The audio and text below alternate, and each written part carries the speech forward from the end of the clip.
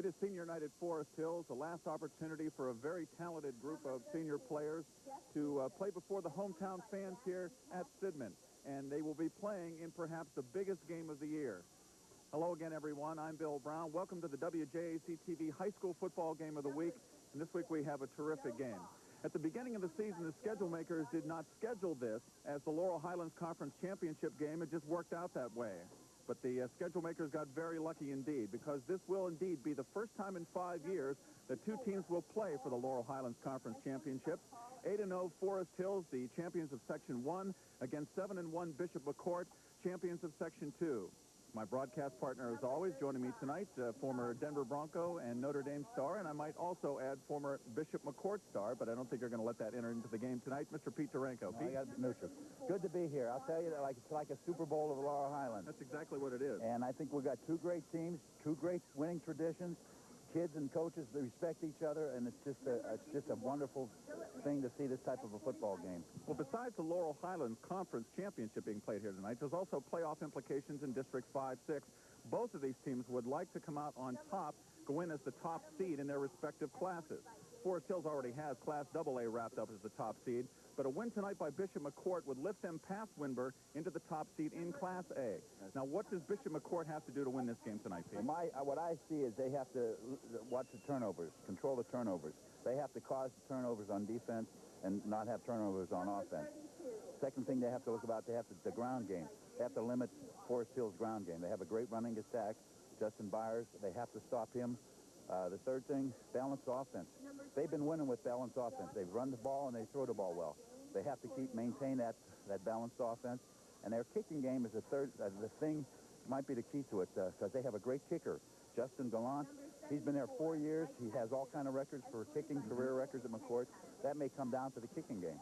Okay, now Forest Hills comes into this game as the favorite. That's unusual for Bishop McCort to be the underdog in this game tonight. As we said, 8-0 coming into this football game. They have been powerful throughout the season. But what do they need to do tonight? Forest Hills has to stop McCort's running and passing game. They have a balanced attack, and they know that they have 3 great backs, but 2 of them are not going to be playing for McCort. But still, Joe Sheridan's a great back, and they have a great 4 great receivers. So they're going to have to watch that and control the running and passing game of McCort. They're going to have to mix their run and pass. They know that McCort's going to be looking at Justin Byers to slow him down. They're going to have to throw the ball if they stop Justin Byers. And again, turnovers. They have to limit turnovers too. They have to cause them. And that's 2 great teams equal down the line. And it's going to be the best team. With maybe 1 play may determine the whole game. Okay, now you mentioned 2 players out for Bishop McCort tonight. That would be Jake Turk and Kevin Sheridan, who will not be playing. Who are the key players, though, that will be on the field for Bishop McCort? Joe Sheridan is number 1. He's the running back. He has the most yardage, about 800 yards, and he has the most touchdowns. And Matt Stadler, great quarterback, been there for 2 years. He throws the ball. He's very calm, and he has a nice ball. He has full control over the offense. Now, Dave Poldiak, the quarterback, of course, for Forest Hills, he's one of the key players. But everything doesn't necessarily end with Justin Byers, but everything begins with Justin Byers when you're talking about trying to stop the Forest Hills offense. Justin Byers is the go-to ball player. He can get the ball. He'll get 1, 2, 3 yards, then he'll break it open. That's what McCort's worried about. They know he's going to get a lot of yardage, but he's a great back. We saw a lot of great backs, and he's one of them too, and we're going to be watching him. We've had a lot of great football games this season. This may be the best one of all. Forest Hills against Bishop McCort for the Laurel Highlands Conference Championship. We'll be back with the kickoff right after this.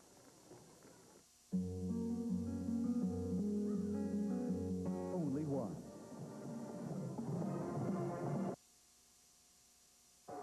And welcome to G.H. Miller Memorial Stadium in Sidman. Bill Brown and Pete Taranko with tonight's game of the week. The WJAC-TV game of the week, and what a great one we have. And there you see the captains out on the field right now for the 2 teams. Serving as captains for Forest Hills, since this is senior night, will be the senior captains, the senior members of the squad. And for Bishop McCort, the captains are Matt Statler, number 7. It is a tail. You are hearing the toss of the coin from referee Bob Weller. Which goal would you like to defend? You want to kick that way? You want to face that way, please? I got to hear you. So Forest Hills will be getting the football first. The captains again, Matt Statler, number 7. Jake Turk is the player on crutches. He is one of the captains. He was injured and will not be playing tonight. Jason Lasky, number 75, and Justin Becker, number 40. And Pete, as we said, we were talking to the coaches beforehand. We were saying that there aren't Division III football games that have the atmosphere that's here tonight at Sidman. Not at all. This is a tremendous game. This is the end of the year for every team, and I'll tell you what, this is like a Super Bowl of the high school right now. And the people in the stands, fans both sides, two equal teams, great traditions. Both coaches respect each other, the fans respect each other, and the players respect each other. And this is all you can ask for. This is true football right here. This is high school football at its best. And a perfect night for it. Clear skies, a nip in the air. It's a little chilly tonight, but it's perfect football weather. And as we said, we have the championship game of the Laurel Highlands Conference. It's the first time in 5 years that it will actually be played on the field. Since they've instituted the expanded playoff system, they have not been able to do that. There you see Coach Don Bailey. He picked up his 201st win last week over Westmont, looking for his 202nd tonight and looking for an undefeated regular season. But Ken Salem and his Bishop McCort Crushers hope to have something to say about that. Well, McCort has a smaller team, but I think both teams have the heart and the winning tradition. And like we said, they're going to evenly match down the line. This may be one play to make the difference in this game. Well, Jason Gillott will be kicking off for Bishop McCort. He has a strong leg. Back deep for Forest Hills, Tony Muscatello and Scott Kensinger. And we are just about underway with tonight's football game between 8-0 Forest Hills, 7-1 Bishop McCort for the Laurel Highlands Conference Championship. Gillott with a high booming kick toward the corner. It will bounce and then go out of bounds. Kensinger came up on it, and then it went out of bounds in front of him, so the flags come out as it goes out of bounds short of the goal line. Gillott usually is a four-year kicker. He's been, last year he was number one on the first team Tribute Democrat. So it will be the choice of Forest Hills. You can hear the official, Bob Weller, talking to Forest Hills. They will take the football at the 35. Let's set Forest Hills offense for you. The center is Jim Petrunik. The guards, Jack Bassett and Mike Papsunik. The tackles, Ben Gallardi and Jack Licklider. The tight end is Nick Wyant. Quarterback, Dave Poldiak. The tailback, Justin Byer. Steve Kuiper is the fullback. Chad Papsunik is the flanker. And Tony Muscatello will be the split end. And this is a powerhouse Forest Hills. We saw them a couple of weeks ago against Penn Cambria. They beat you with the run. They beat you with the pass. They line up with a single back this time. That's Kuiper. They bring Muscatello in motion on first down from the 35-yard line. Dave Poldiak, the quarterback. And they run a counter with Byer. And he gets very short yardage on first down. McCort has what they have a 4-4-3 defense. It's like the Notre Dame 4-4. The linemen charge and block. Actually, the defensive lineman blocks the offensive lineman and gives the linebackers a chance to split off and roam sideline to sideline to get the tackles. They have to stop the run. That's one of the key things or limit the run of Byers. They know he's going to make some yardage. So a gain of about 1 for Byer. He gets the football again off the left side. He has big yardage this time. He will be close to a first down across the 45-yard line. Finally brought down by number 79. That is Mike Ciotti. So let's set the defense for you for Bishop McCort. 4 down linemen, as Pete said. And they are Tim Regan, a junior, Scott Roberts, Jason Lasky, and Justin Becker. The outside linebackers normally would be Jake Turk, Joe Sheridan. Jake Turk, as we mentioned, is injured. Joe Sheridan, one of the outside linebackers. Greg Hartice, an inside linebacker. Garrett Spangler and Kerry Field are the cornerbacks, and John Brett is the safety. What a defensive. The whole team piled up on that one. It was a misdirection play, and McCort was key to the in on that play. Lasky and the whole team came down on it. It was a beautiful play defensively. Lasky, one of the seniors for Bishop McCort, but this is not a senior-dominated team, Pete. This is a very young team. They have a lot of underclassmen they play.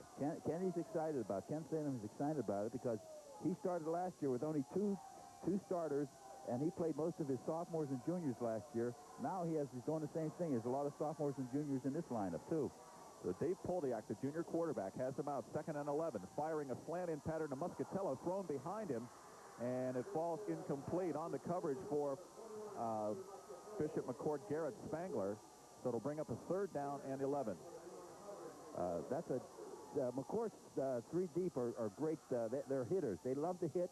They're not afraid to hit anybody. Spangler is the quickest on the team. He's the type who will catch up. Guy gets the broke loose from another side. He's fast enough. I think he's the fastest on the team. He'll catch up to him. Muscatello, the leading receiver, 17 catches, 323 yards, and 5 touchdowns for Forest Hills. 3rd and 11. They have Byer as a wing. Fake the handoff to Kuiper. Now rolling to his right is Poldiak. Fires downfield. It's complete to Muscatello at the 40, and he will be pushed out of bounds inside the 40-yard line. On the stop, Joe Sheridan for Bishop McCort. McCort lost containment. Usually they don't do that. Becker is pretty good defensive end. He lost containment. He went inside, and they got outside of him. Quarterback had a long time to throw that ball. Poldiak had a long time to roll out. There you see Poldiak rolling out and completing the pass to Muscatello, who was ridden out of bounds by Sheridan, but he picked up about 17 on the play, and it's a first down at the 37-yard line of Bishop McCort. Byer getting the ball off the left side, and he is driven back as he gets near the 35. And it appears there is a flag down on the far side of the field. On the stop for Bishop McCort is Mike Ciotti again. Another great gang tackle by McCort. And that's what they have to do. They're gang tacklers and hustlers. Not enough men on the line of scrimmage, Coach. 5 yards, you want the penalty? You heard the call there by Bob Weller, the officials. The officials tonight from State College. The crew includes Bob Weller as the referee, Jack Adams is the umpire, the linesman Kim Coons, line judge Keith Shaw, back judge Gary Campbell, and the side judge Stan Packer. So they'll mark off a 5-yard penalty. Not enough men on the line of scrimmage for Forest Hills. Pushes it back to about the 43. And it will be 1st and 15. Forest Hills loves the trap. They love that wide angle. They do the waggle, too. Fake the ball inside. He'll throw a quick pass, too, on first down. Once again, Byer lined up in a slot right. Poldiak rolling to his left, getting pressured, breaks away from that, and will be hit back near the line of scrimmage and finally dropped. He broke a couple of tackles, but finally coming in on the stop was number 62, Greg Hartice. There you see Ken Salem, the Bishop McCort coach. 62, Hartice is a sophomore, and Ken Salem is really high on this kid. He's tough as nails, sacrifices his body. He goes from sideline to sideline. You'll see him, and he's only a sophomore. We're talking about young players. The coach is very high on him. Ken Salem was telling us tonight his offense will have only 2 seniors in that formation when they do get the football. So they are an underclass team that has played very well. 2nd down and 15. Poldiak straight back to pass, firing to the long side to the flat, completed to Muscatello near the 30-yard line, and then he is driven out of bounds on the far side. Number 33, Kerry Field, making the stop. You saw that hit by Kerry Field. Kerry File is his nickname is, here, look at it on the film. His nickname Coco. The players call him Coco Nuts. He goes nuts on the field. That's his nickname. He's not afraid to hit anybody. He's a hitter. He jumps all over the field. He hustles. He's a great ball player. He causes fumbles, too, and interceptions. Gain of about 11 on the play, so it'll bring up a 3rd and 4. The football at about the 32. It's a pitch to Byer with a bleed blocker. Kuiper cuts it inside and will get near the first down. It depends on the spot. On the stop was Garrett Springer for Bishop McCort, and as we said, Byer close to the first down. He's at 1, 2, 3 yards, then he'll break 5, 10, 15 yards. That's the whole year he's been playing like that, Bill. They just have a tremendous, they're balanced attack too. They run more than they throw, but what a ball player. Justin Byer comes into this game with 1,188 yards on 151 carries, 13 touchdowns. His average is 7.9 per carry. He had 278 yards last week against Westmont. See, he's the potential. That's one of the things. And it is just shy of a first down, so 4th and very short. And there you see the coaching brain trust for Forest Hills. You think they'll punt this ball, Bill? I would guess not. 4 down. 4th and short from the 28-yard line. I'm looking not for a punt. Well, this is especially if I have Justin Byer in my backfield. They're picking away at each other.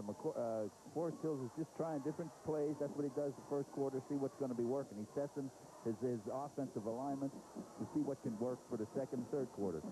Derek Bailey is in the football game now. They're in a power I set. And it will be Byer off the left side. He will have the first down. And he gets near the 25-yard line. So the drive continues. We got to mention also, Kevin Sheridan is not playing in the game. He's second leader tackler. He's an inside linebacker. He's one of the toughest guys on the field too. And they're hurting. McCourt's hurting because Kevin plays offense, defense. He's also their specialist in returns, kicking off and punts. So Kevin Sheridan and Jake Kirk, two of the players not in this game tonight, and that does obviously not help Bishop McCourt's situation. Byer was going to get a handoff here, but we have an illegal procedure penalty going against Forest Hills. That will move them back 5 yards. That's the thing that is so tough about this Forest Hills team, Pete. If you stop Byer, if you do the job at the line of scrimmage, you got to beat their passing game. I mean, that's right. Have so many ways to beat you. Poliak, he's 50% passing completions, and he's very cool. He has control. He knows he can read the defense. He'll stop short, and if his pass is not there, he'll run the ball too. You're right. They have a running attack that's tremendous. And then they wear you down, and eventually the Byer gets big yards in the second half too. He's going to get a carry here, trying to turn the corner, and does, and will be driven out of bounds back near the original line of scrimmage, which is 25. They also have Steve Kuiper in there. That's the fullback that blocks for him too. You know, he's waiting on the line. If they stop Byer, they can give the ball to him. He's a power runner, power speed runner. So it's a gain of about 6 or 7 down to the 24-yard line. And it brings up a second down and about 8. 7:12 remaining in the first period. Forest Hills has had the ball the entire time.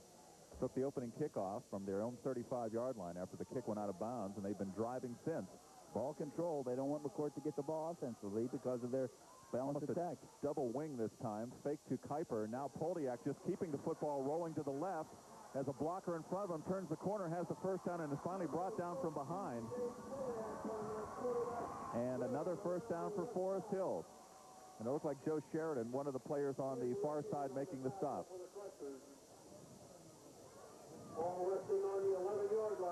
So a gain of about 13 for Poliak, and there's another weapon in the arsenal. Poliak can also run the football when it calls for it.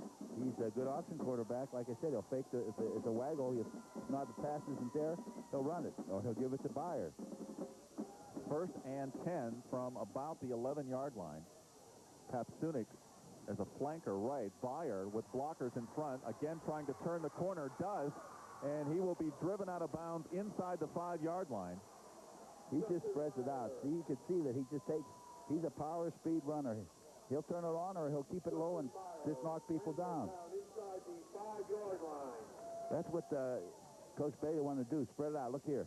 Here's Byer running over. Garrett Springer making the stop, finally getting him out of bounds, but he gets out about the 3 or 2-yard line. Spangler is a tough-nosed defensive secondary player, too. He's not afraid to put his head right into any kind of back. He doesn't care how big they are. That sets up a 2nd and 1. They can't get a first down without a touchdown, and Byer instead chooses to get the touchdown, I believe. A 2-yard, 3-yard run for Justin Byer, capping a 65-yard touchdown drive for Forest Hills that ate almost 6 minutes off the clock. Well, that's the key that Bailey wanted to do. He wanted to keep that running and passing going on his team. Keep the ball. That's ball control. There you see the blocking up front, too. And we're talking about Jim Petrunik, Jack Bassett, Mike Papsunik, Ben Gallardi, and Jack Licklider up front doing the job. Byer goes in from 2 yards out, and Forest Hills strikes first blood in this football game. And they will go for the 2-point conversion. They don't hold a kicker, so with the football firing into the end zone, intended for Nick Wyant, and it will just be out of his reach and go incomplete. We were talking about kicking game, so that could be a problem there. That could come back. 6:03 remaining in the first period. Forest Hills 6, Bishop McCort nothing. We'll be back with more football. Fox's Pizza, Sidman. Dr. James McKay and Associates, Sears Optical Galleria. Morris's Tavern and Restaurant. Welcome back to Miller Field in Sidman. And there you see some of the capacity crowd on hand here tonight for this Laurel Highlands Conference Championship game. And Forest Hills on top early. They drive 65 yards, taking 6 minutes off the clock. Bishop McCort has yet to touch the football. Back deep for them is Garrett Springer and Joe Sheridan. And kicking off is Levi Hull, and the kick coming down to Sheridan at about the 15-yard line, straight up the middle, breaks a couple of tackles and gets near the 40 before he is finally brought down. On the stop was Daniel Petrunik on the stop. So here comes Bishop McCort now, first time on offense. Let's set their offense for you. The center is Steve Sindleri. Tim Regan and Greg Hartice are the guards. Mark Ciotti and Jason Lasky the tackles. Justin Becker is the tight end. Statler the quarterback. Joe Sheridan the running back. Phil Pantano and Spangler are the wide receivers. And here they come, first and 10. From the 39-yard line, Statler the quarterback, I formation. Fake to Sheridan, back to pass Statler. He had a man open. That was number 20, Matt Turk, just a little bit high for him.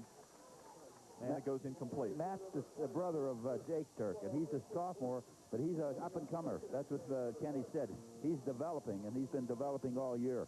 Let's set that defense for you for Forest Hills. The down linemen are Jack Licklider, Jim Petrunik, Jack Bassett, and Ben Gallardi. The outside linebackers, Troy Epley and Rick Baxter. And the inside linebackers, Steve Kuiper and Adam Muchenbaugh. Chad Papasunik, 9 interceptions on the season for one corner, Jason Gramling at the other, and Justin Byer is the safety. Second down, and they run an inside quick hitter for no gain. McCort and the center of the defensive line for Forest Hills coming up big there. Stopping that play for no gain, so it'll bring up a 3rd and 10.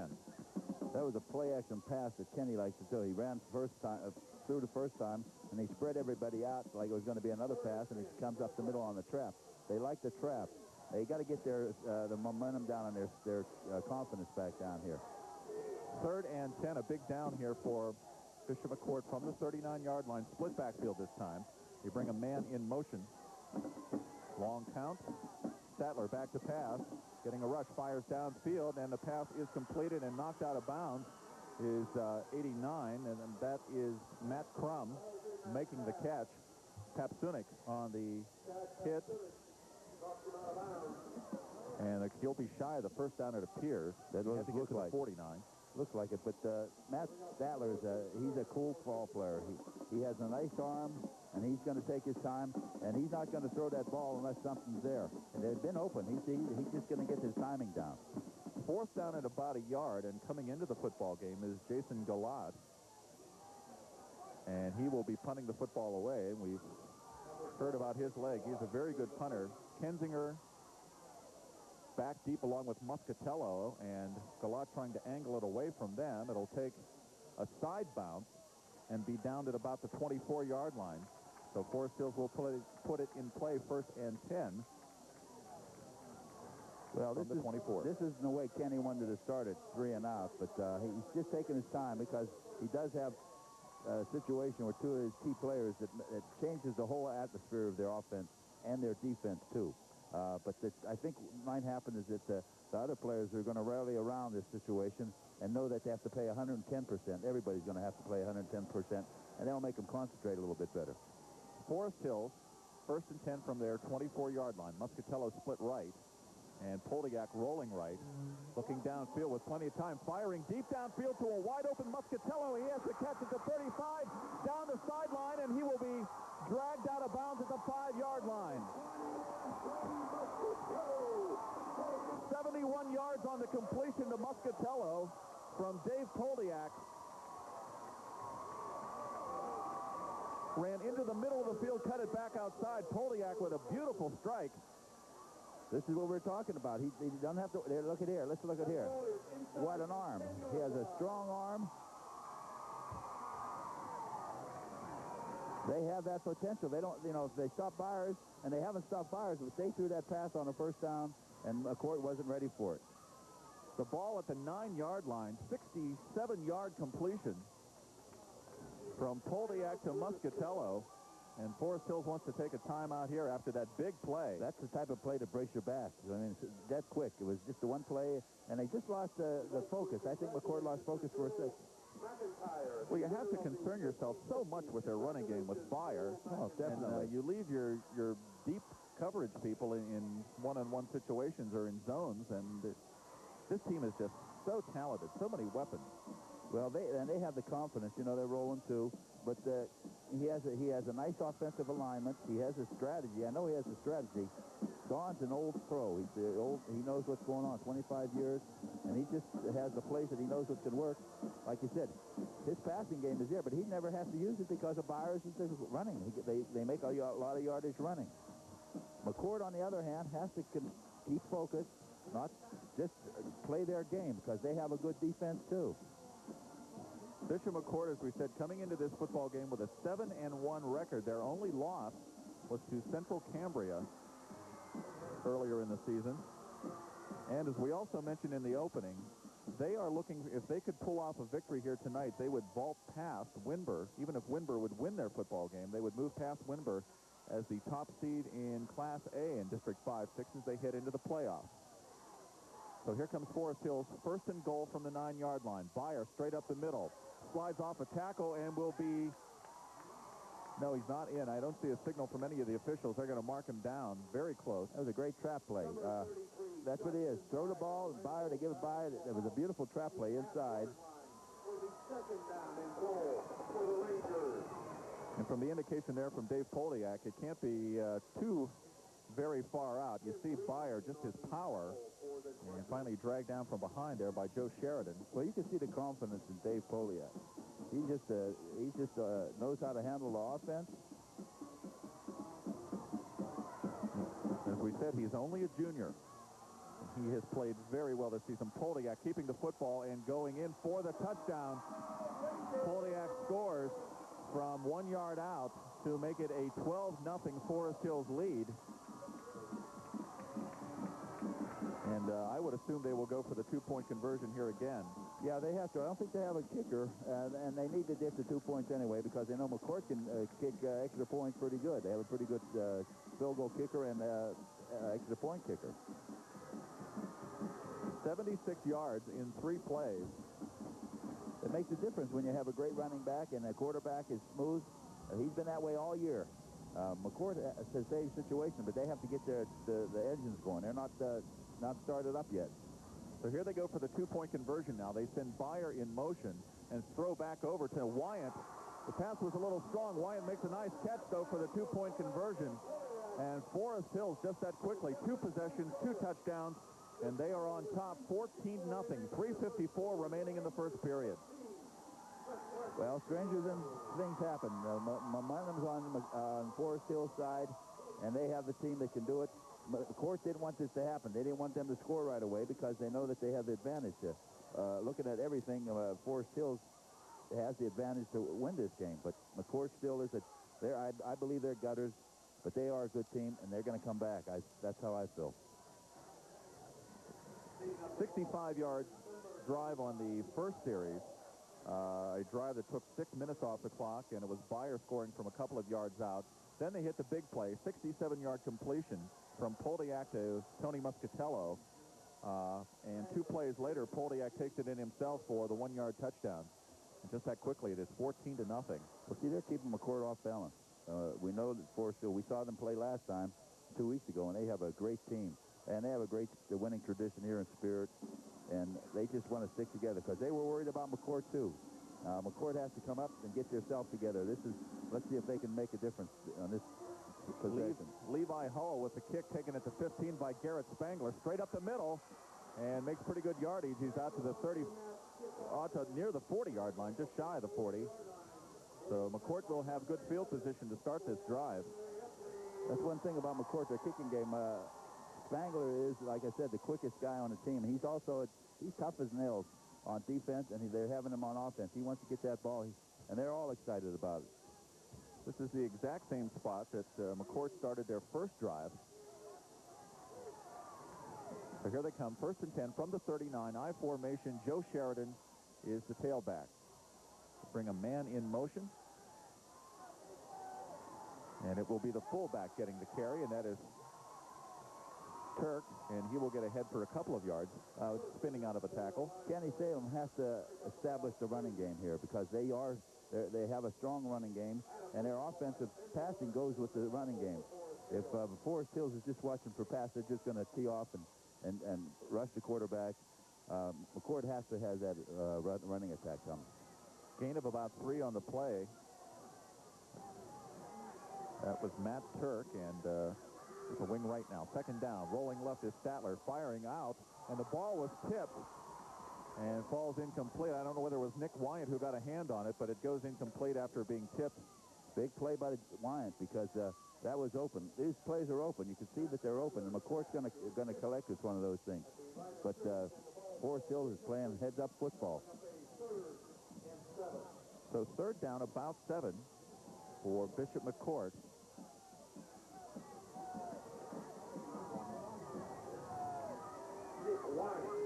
And it will be a split backfield this time with Sheraton and Matt Turk. Statler, the quarterback, 2 receivers left, straight drop back. Statler fires over the middle through the hands of Garrett Springer, and he is brought down then. Jason Gramling on the coverage. Pretty good defensive coverage there by Gramling. Yeah, he did a heck of a job. So it'll bring up 4th down, and we'll see Galat again.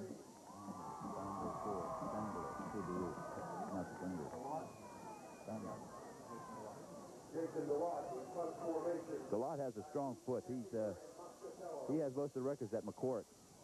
So there's the kick by Galat, taken by Muscatello near the 20. He will try to go right and cuts it back inside, and then is finally brought down across the near the 25-yard line. McCort likes to cause turnovers, and they're going to have to do that to get that ball back. They have to be crisper on tackles, and they're going to have to gang tackle. They know that Byers can run that ball, but they also have other backs that can run. Kuiper's out there, and also they can throw the ball. They have great receivers in Forest Hills. They get a full package here, full package, and they're running on all cylinders right now. Well, they sure are. So 1st and 10 from the 26-yard line. My apologies for mispronouncing it's Garrett Spangler. I don't know whether I guess I've been calling him Garrett Springer. I apologize for that. But on 1st down, back to pass, Poldiak rolling to his right. Now stops and fires deep sideline. Wide open is Papsunik. He has the catch at about the 36. Still on his feet at the 40. And finally brought down at about the 43-yard line. A gain of 17 on the play. Well, you know, Chad Papsunik. This isn't the forte. Is not Forest Hills passing. Isn't their forte. But Don Bailey has established a passing game here. He knows he has to run. McCourt's watching out for the run. But their passing attack's been strong. Oh, they've looked awesome tonight. They've had some wide open receivers, too. And they get the ball, and they run with the ball after they get the ball, too. They're strong. So after a gain of 17, well, they'll call it 16 to the 42. Here comes Byer now, and he has good yardage into the secondary, bounces off a couple of guys, and gets into Bishop McCort territory, just down to about the 46-yard line. What a back he is, Bill. Did you see the way he just knocks people down? He not only runs, he's blocking for himself, too. That's exactly what he does. And a couple of weeks ago, look at him. Watch here. I mean, he puts it down and knocks the butt off of somebody.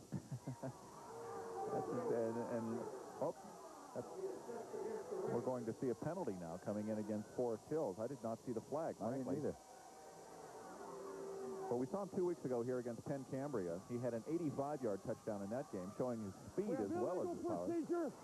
Not enough men on the line of scrimmage. Still 1st down. That's the 2nd time Forest Hills has been called for not enough men on the line of scrimmage. They have had a set with a double wing, in which they have Byer lined up as a wing, and sometimes Kuiper as well. Kuiper's a blocker, and they still can use him as runners. McCort has to be cautious of that. But Byer is a fullback. He's just a great back, and Poldiak throws the ball nice now.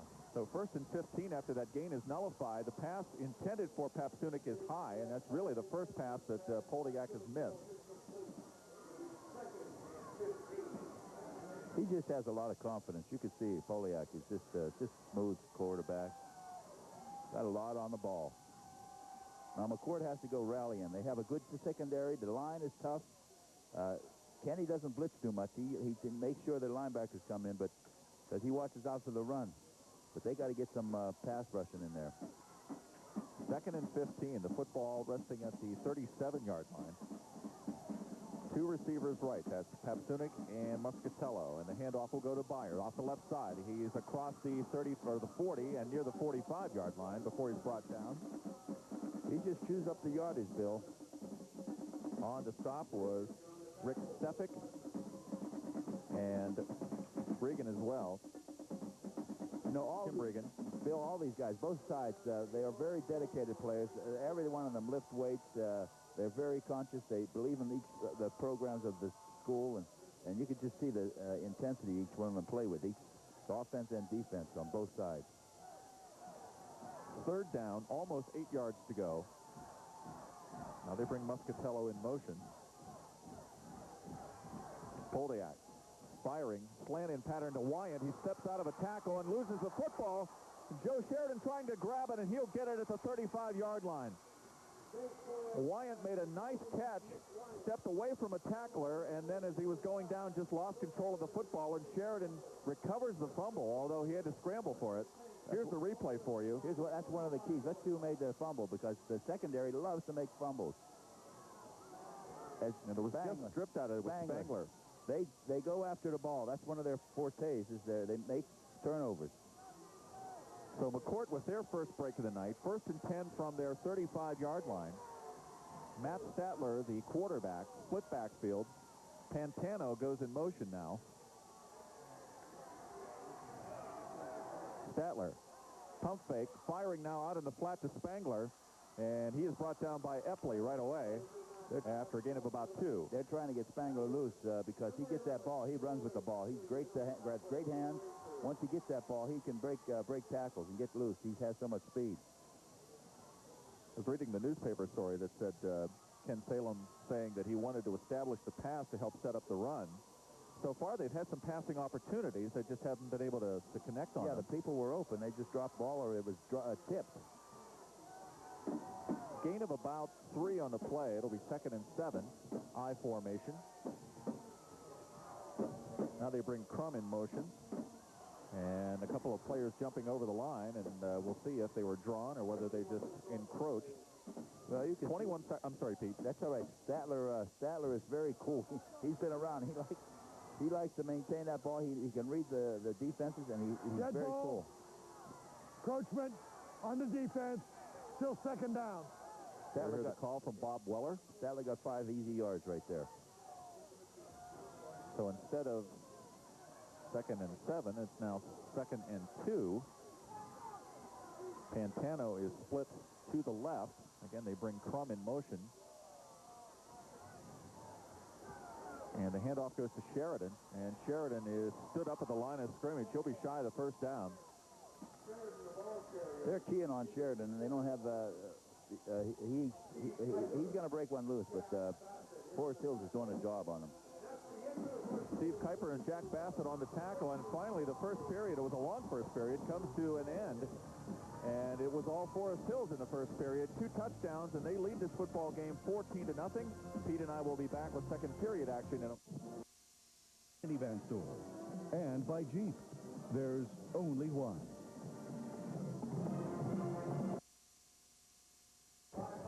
And we are back at G.H. Miller Memorial Field. Bill Brown and Pete Tarenko bringing you the WJAC-TV High School Football Game of the Week. Bishop McCort and Forest Hills, the Rangers with a 14-0 lead. 3rd down and 1 for McCort, and it's Sheridan getting the call, and he will have the 1st down.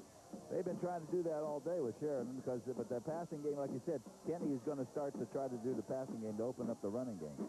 It's there, but they have to get their self going again. Gain of about 4. It was Byer, Epley, and Jack Bassett on the stop for Forest Hills. But it's a 1st down for Bishop McCort, their first down of the night, as a matter of fact.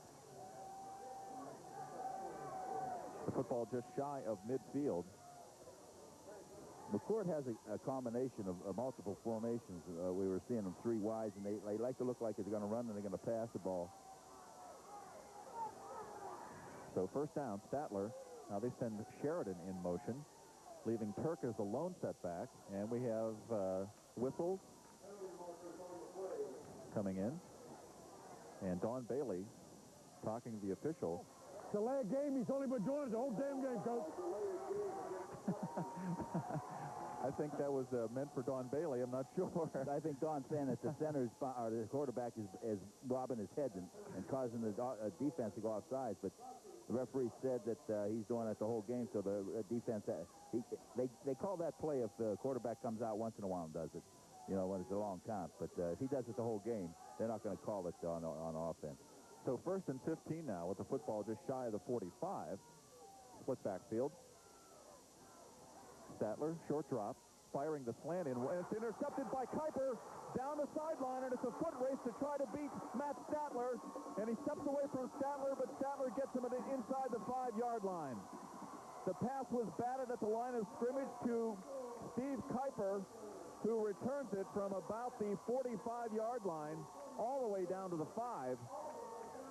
Let's see if we can see who bats it, who deflects the football. Statler didn't see that ball. He saw the guy open, and the guys are jumping up in the air, and they're doing a job. I'll tell you what, that's turnovers we're talking about now. It's even in turnovers, but I could not tell who it was. It might have been Petrunic or Rick Baxter, but one of those players got a hand up, and Kuiper comes down with the football and returns it to the 6.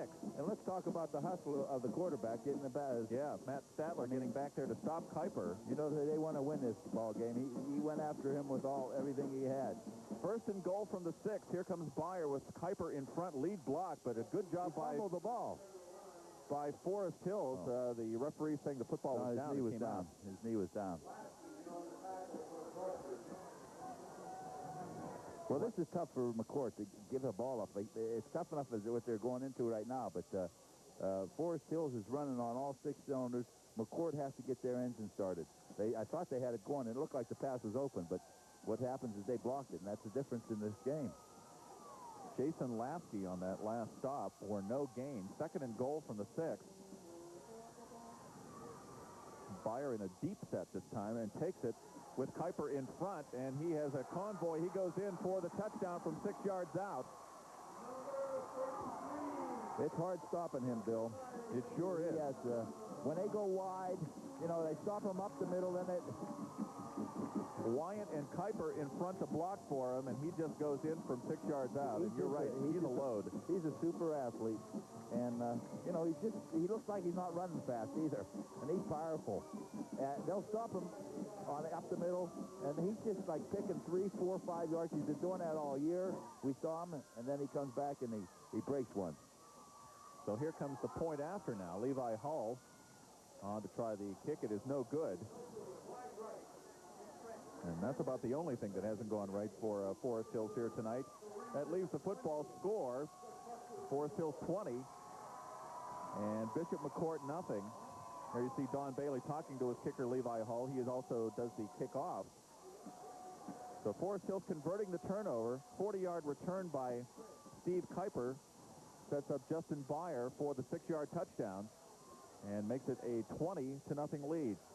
Well, McCort just has to get focused back again. They're down by 3 touchdowns, but they can come back. They're the type of teams that could come back. But Forest Hills right now looks like they got the upper hand. Number 35, Levi Hall, picking up the ball. So back deep for the Crushers will be Garrett Spangler and Joe Sheridan. Hull will be kicking off for Forest Hills.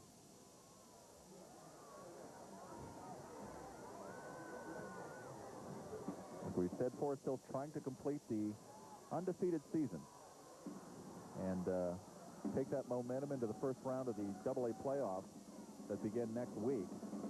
Hull with a low kick, and it is taken at about the 25-yard line. That is one of the upmen. That's Kerry File, I believe, who took the kick.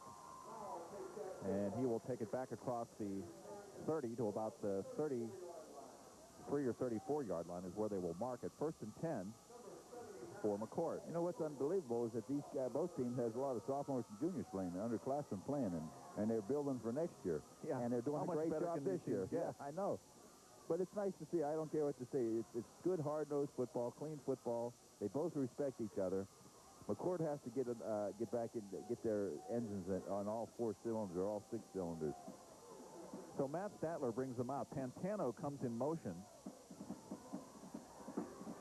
And it's a draw play for Sheridan, and he is hit at the line of scrimmage and dropped. Nick Wyatt and Jack Bassett on the stop after no gain. Forest Hills is just keying on Sheridan. The line is big up in front, and they know that Sheridan's usually the one that he has the most yardage. His cousin had 250, and Turk has the other 200, so they don't have to worry about watching those two. And their defensive backs are covering the McCourt's back pretty good. 2nd and 10. Statler on the option this time, and he will be dragged down from behind at the line of scrimmage. On the stop was Steve Kuiper. Actually a loss of 1 on the play, back to about the 32.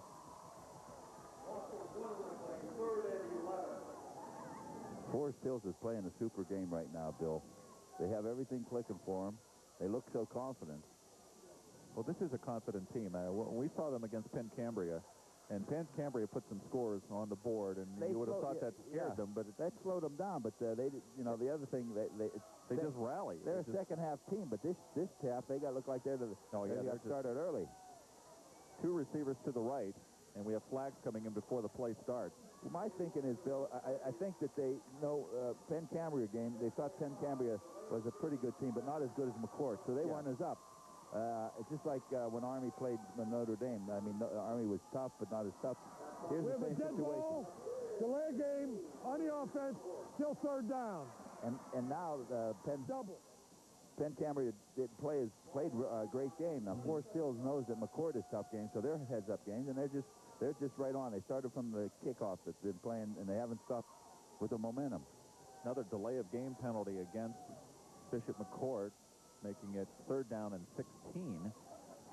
Statler back to pass and fires over the middle, complete to Matt Crum at the 45, gets across, breaks out of the tackle to midfield, and is finally pushed back, but he will have enough for the 1st down. Crum making a nice catch over the middle, broke out of the tackle, and finally brought down by Troy Epley. Troy Epley is one of those heads-up, gutty football players. You saw how tough he was. I like Troy. He's a solid ball player, and he has a lot of sacks on the defense. He plays linebacker, outside linebacker, and if they need a defensive in the back, he's a 4th man in the back, defensive back. But he's a hitter. He likes to hit. 1st down right at midfield. Split backfield. 3 receivers in this formation. Short drop. Statler firing, slant in. Almost stepping in front was Jason Gramling, intended for Spangler, Garrett Spangler. You can see what he's trying to do. He's trying to get Spangler open. He's either downfield or across the middle. Spangler's not afraid to go in the middle. They want to get him open and get a quick score.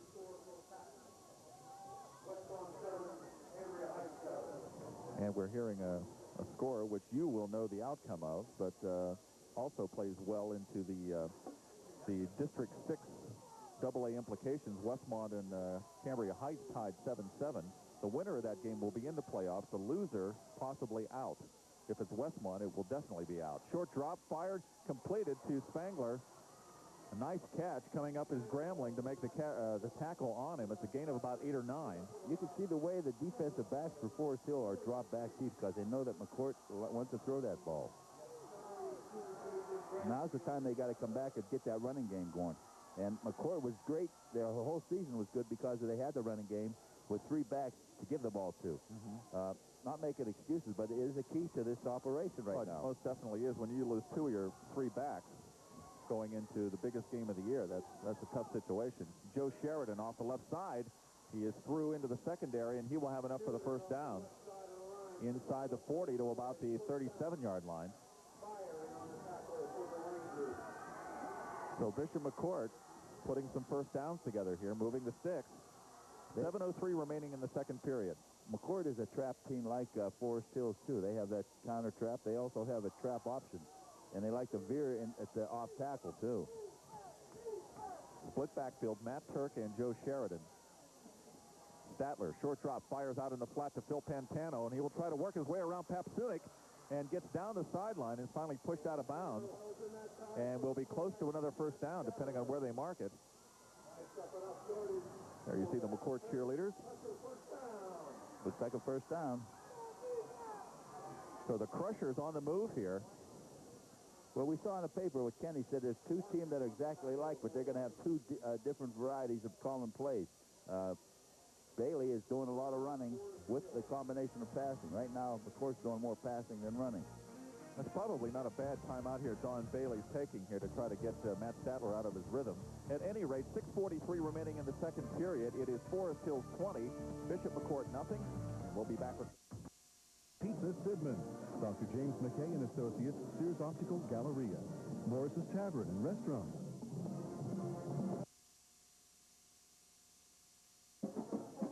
There you see the Forest Hills High School Marching Band, and they will be performing at halftime, and we will have their performance for you in our regular halftime feature. Meantime, we still have about 6 minutes, 43 seconds of football left in the second period.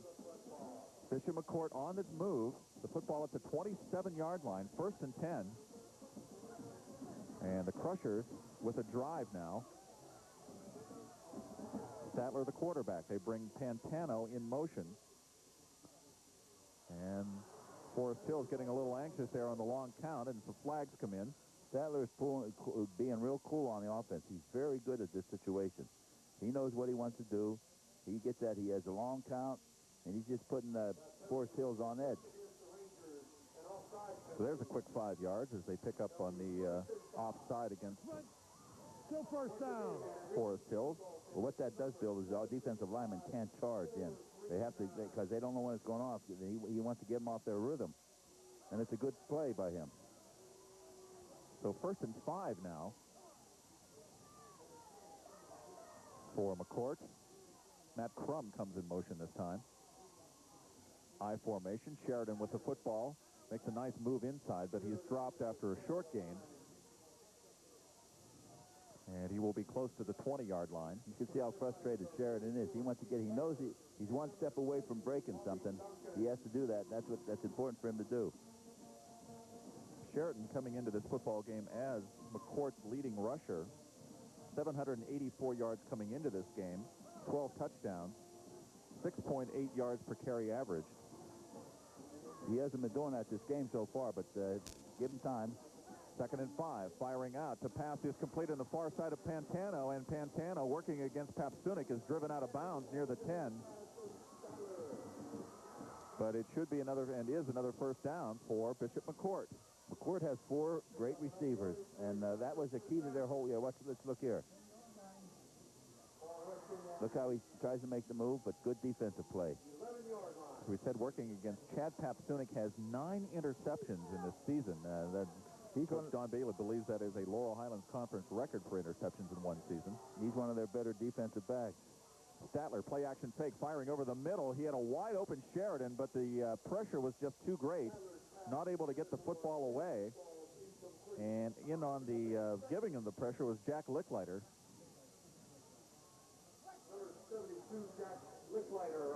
So Statler not able to get the football to Sheridan, who was open near the goal line.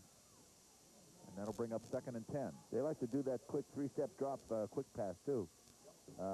Again, Forest Hills looking for passing.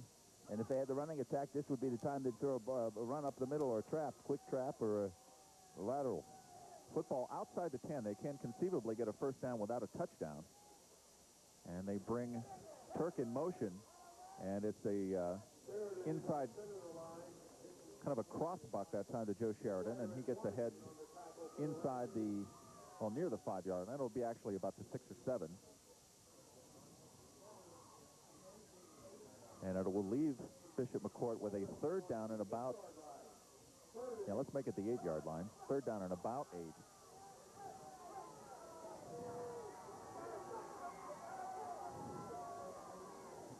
And McCort, of course, in 4-down territory here, down 20-0 in the football game. And rolling right is Statler, getting pressure, firing downfield.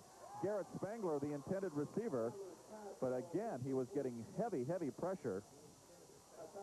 They just had it. They had it covered. They were just dropping back. Everybody. It's a nickel defense back there.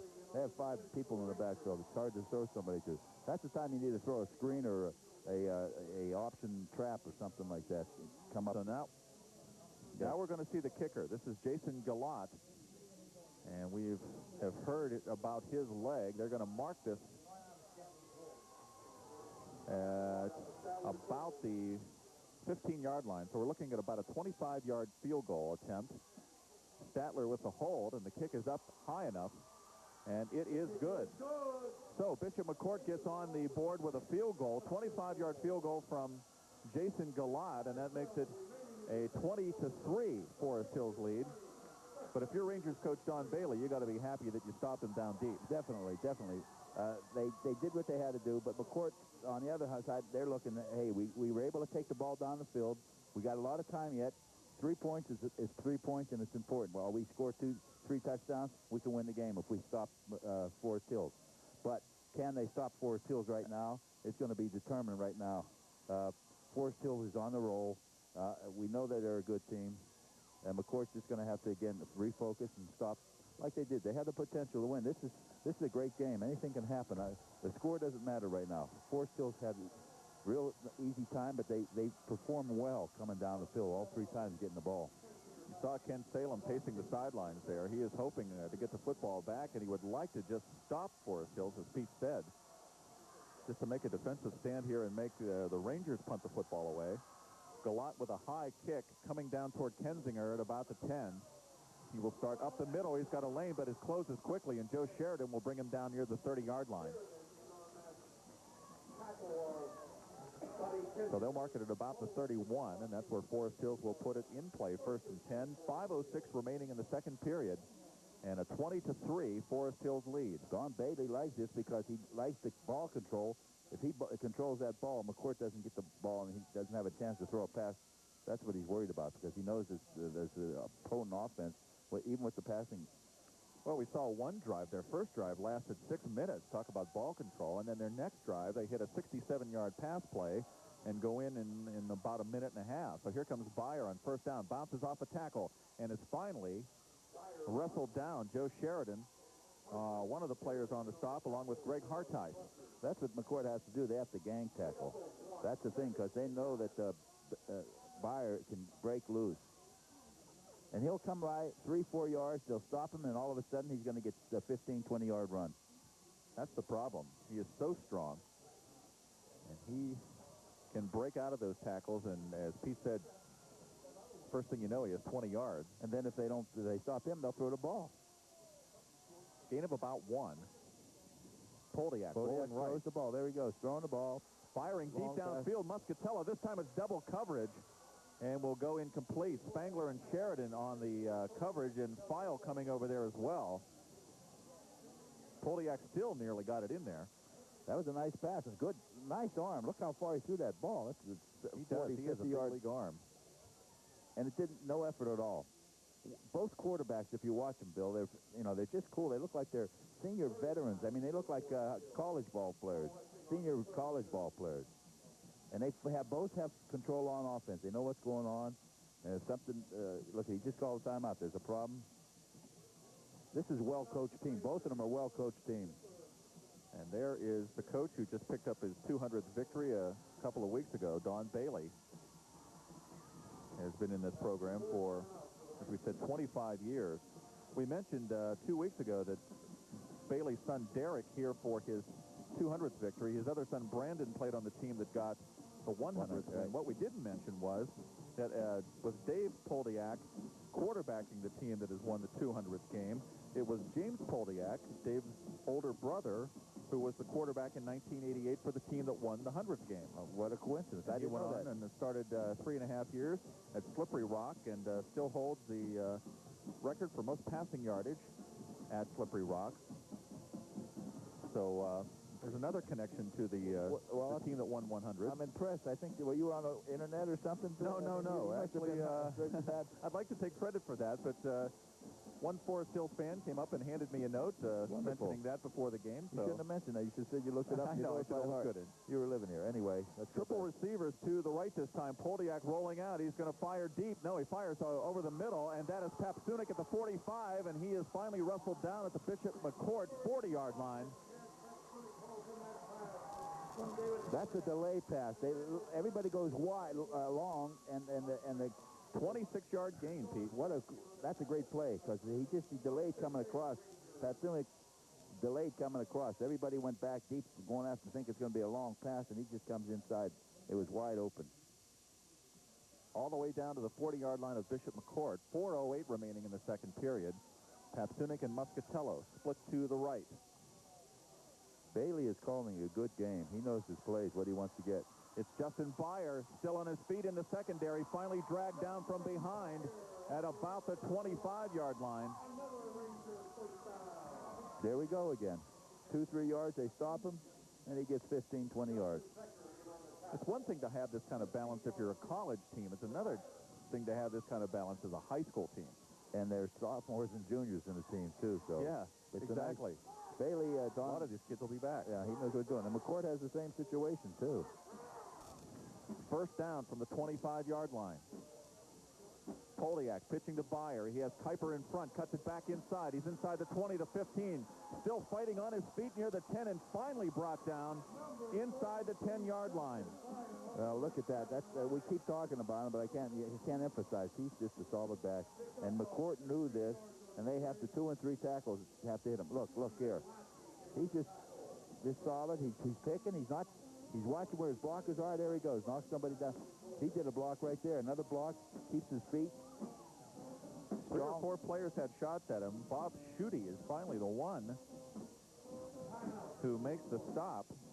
And Ken Salem wants a timeout here to talk about this with the football at the 8-yard line. An 18-yard gain by Justin Byer. It's amazing, but they are. You have to hand it to him. He has them well coached.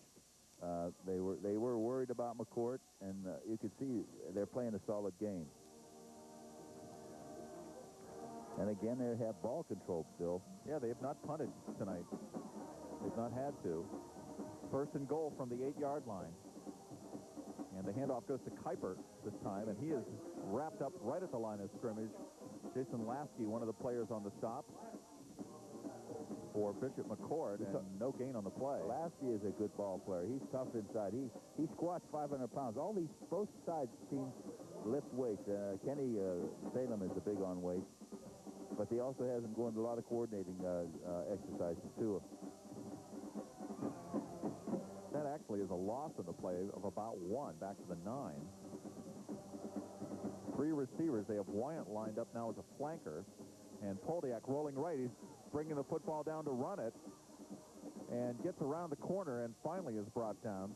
Bassett leading the interference for him. And Spangler makes the stop for Bishop McCort.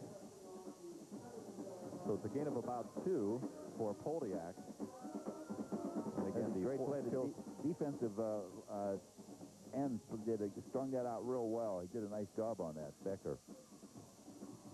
Yeah, he was taking a beating, too, on that corner, but he did do a good job of forcing Polyak wider. And that's all he has to do. The defensive end has to string it. Don't want anybody to get around him. So 3rd and goal, firing for Muscatello, and it just falls short. Kerry File on the coverage, and that'll bring up 4th down. And I'll tell you what, if McCort could dodge the bullet here and keep Forest Hills from scoring, that would be a moral victory as it would. As you go into halftime.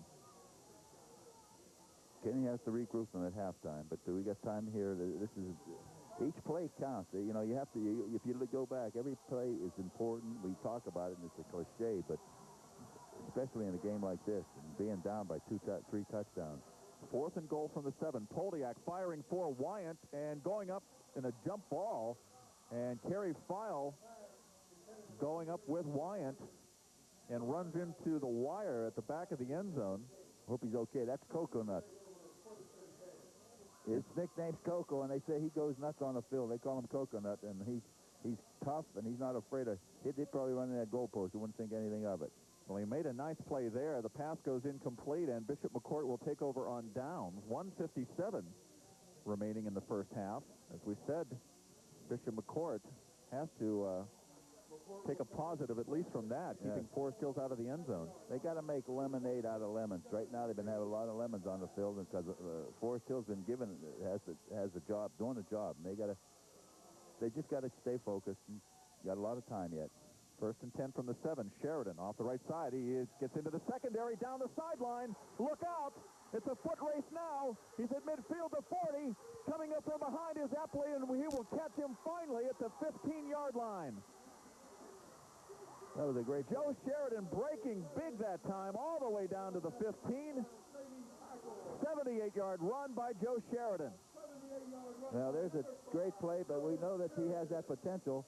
And let's look here. Epley did a heck of a job. He's the other guy. He's like Cocoa Nuts. He's just as crazy as that. Look, he's a linebacker from the other side of the field. He's same as Fowl. He's like Fowl, but this guy is tough. Epley has two brothers that played out at Forest Hills. I think and look at this. Did you notice that he tried to make the fumble too? He's thinking. Yeah, coming up causes behind, a lot of turnovers.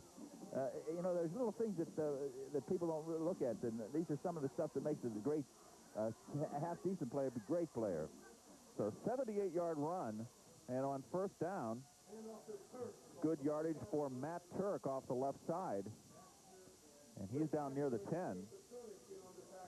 Jim Petrunik and Rick Baxter on the stop.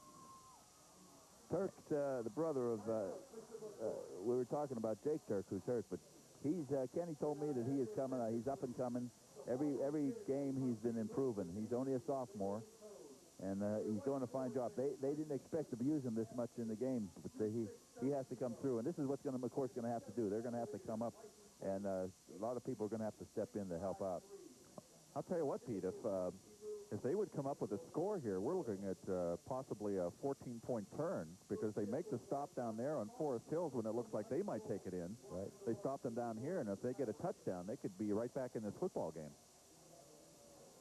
After that electrifying 78-yard run by Joe Sheridan. That's one thing about football. We know that. We see it all the time. You never can tell. You talk about the Hail Mary play.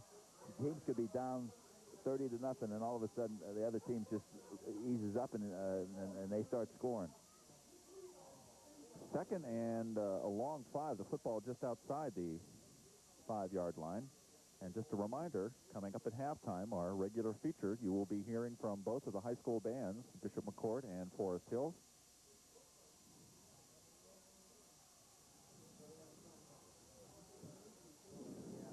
So here comes McCort now, 2nd and 5. Crum goes in motion. And running down, it's Sheridan on a quick hitter up the middle. He is in for the touchdown. Joe Sheridan with the touchdown from 10 yards out, and McCort gets on the board again. That's an important play there. That's a huge story. Let's take a look at that. This is what we knew. We were waiting for Sheridan to run the ball. Sheridan wasn't doing much and we knew that he had it in him. And there's the concentration. That's what you call gutty playing. The line blocking, we haven't talked much about the line because both of them are good, but McCort won this battle on the line, and Sheridan that was determination personified right there. Galat coming on to try the point after, and it is good. So 1:07 remaining before halftime, and just that quickly, Bishop McCort goes 93 yards, 78 of those from Joe Sheridan, and they have closed the lead to 20-10. But as we said, I think moments ago, we were thinking it could have been a 27-3 Forest Hills lead. Right. That's a 14-point turn. That's what I'm talking about. There's little plays that nobody thinks about. Look, Epley stopped it. Now he stopped that touchdown, and they might have, but McCort still won. But you don't think about things like that. I mean, he hustled all the way down there to make that tackle. Sheridan's getting stopped, and he breaks it. You know that the determination, and that's one thing about football. You never give up. There's even 1 second left. We saw scores with 9 seconds left in games before, so there's a long way to go. Two great teams, two winning traditions. Each one respects each other. So Forest Hills will get the football again here with a chance. We can't rule them out from going down the field either. Nope. Not with the offense they have. This is important because kickoff always scares me when they have a great offensive kickoff team eases up a little bit. Galat with a high kick. Kensinger coming up at about the 15-yard line. Will start toward the middle of the field and sidesteps a couple of players and then is swarmed under near the 20. Well, that was a great defense, special teams. You see about 4 or 5 McCort players on that tackle. So 1st and 10 for Forest Hills with exactly 1 minute remaining in the half. Hartice made that tackle, and we were talking about Hartice. He's a sophomore, and he's a... Kenny keeps telling me about him. He says, you have to look at this kid. He's going to be a tough. He goes, he gives himself up. He throws his body in the line. So 1st and 10 from just across the 20-yard line. Poldiak has them out. Byer is the tailback, and he will get the football off the right side, powering forward, still on his feet across the 30, the 35, near the 40, and finally brought down from behind at about the 43, 44-yard line. A gain of about 23 for Justin Byer. This is a lack of concentration. They thought there was going to be passing because it's that far to go, and Byer is just, let's look at this. What's the power here, though, Pete? Yeah, he got runs over people. He got away from there. There's another, he's getting another way. Steve York on the stop. 1st down. Back to pass. Poldiak. He's swarmed under and will be dropped back at the 36. And this time on the blitz, Bishop McCort coming through and making the stop. Regan made that tackle, and he's the leading tackler on the McCort's team. Tim Regan, the junior, 6 foot, 210 pounds. He's leading tackler, Bill, and you know, it's amazing. These guys all work together well. Unselfish, and this is what McCort needs to do. So the clock's still turning, under 15 seconds now. This will likely be the last play of the half, unless it's an incomplete pass. Setting up the screen to Byer with blockers in front, down the side, to the sidelines, and he is finally hit at the about the 40-yard line, and then pushed out of bounds near the 30. Boy, what a nicely set up screen. He had nothing but blockers in front of him. That was a perfect play to call there because everybody was dropping back. Smart play. Don Bailey has to give him an A+ for this calling the offensive plays here. So it was all Forest Hills in the first period, but Bishop McCort comes roaring back, and at halftime, it is Forest Hills 20, Bishop McCort 10, and we will be back with both high school bands in our regular high school game of the week. Berkheimer, Agway Energy of Evansburg, and CJ's Country Store and Summer Glow Tanning. The game of the week between the Bishop McCort Crushers and the Forest Hills Rangers is brought to you by your local Chrysler Plymouth dealer, home of the minivan store, and by Jeep. There's only one.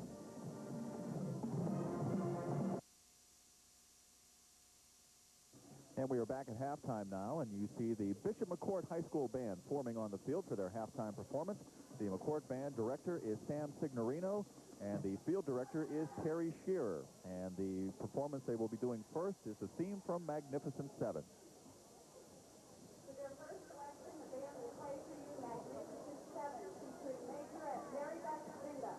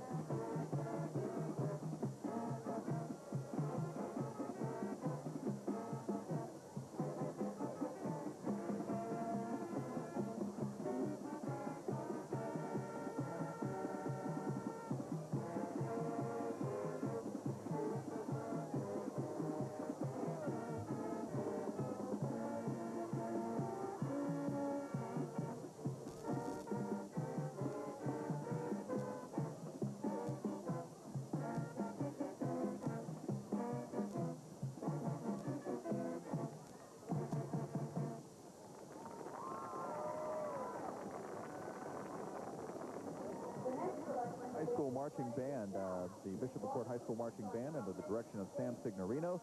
Drum major once again Terry Shearer. Mary Beth Spinda was the featured majorette. And we'll be back very shortly with the performance from the Forest Hills High School Band. And we are back now, and you see the Forest Hills High School Band forming. And this is, of course, senior night. And the Forest Hills senior band members will be recognized here at halftime. Forest Hills band director is Gary Nastasi, and the drum majors are Katie Sawyer and Richard Lee as they come marching onto the field.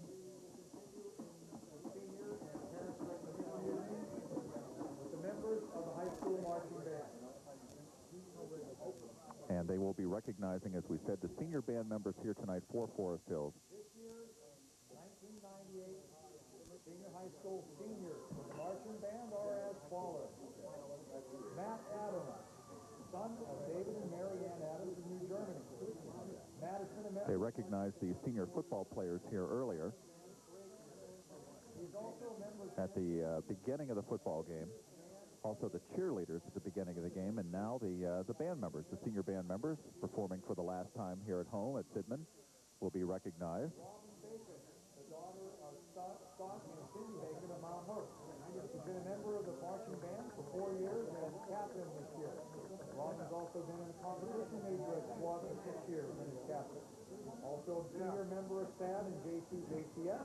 After graduation, Robin plans to attend college and major in child psychology. She wishes to thank her parents for all of their love and support throughout her life. Tanya Benshaw, daughter of Ralph and Nancy Benshaw from Mount Hope. Tanya's been a member of the marching band majorette squad for 2 years.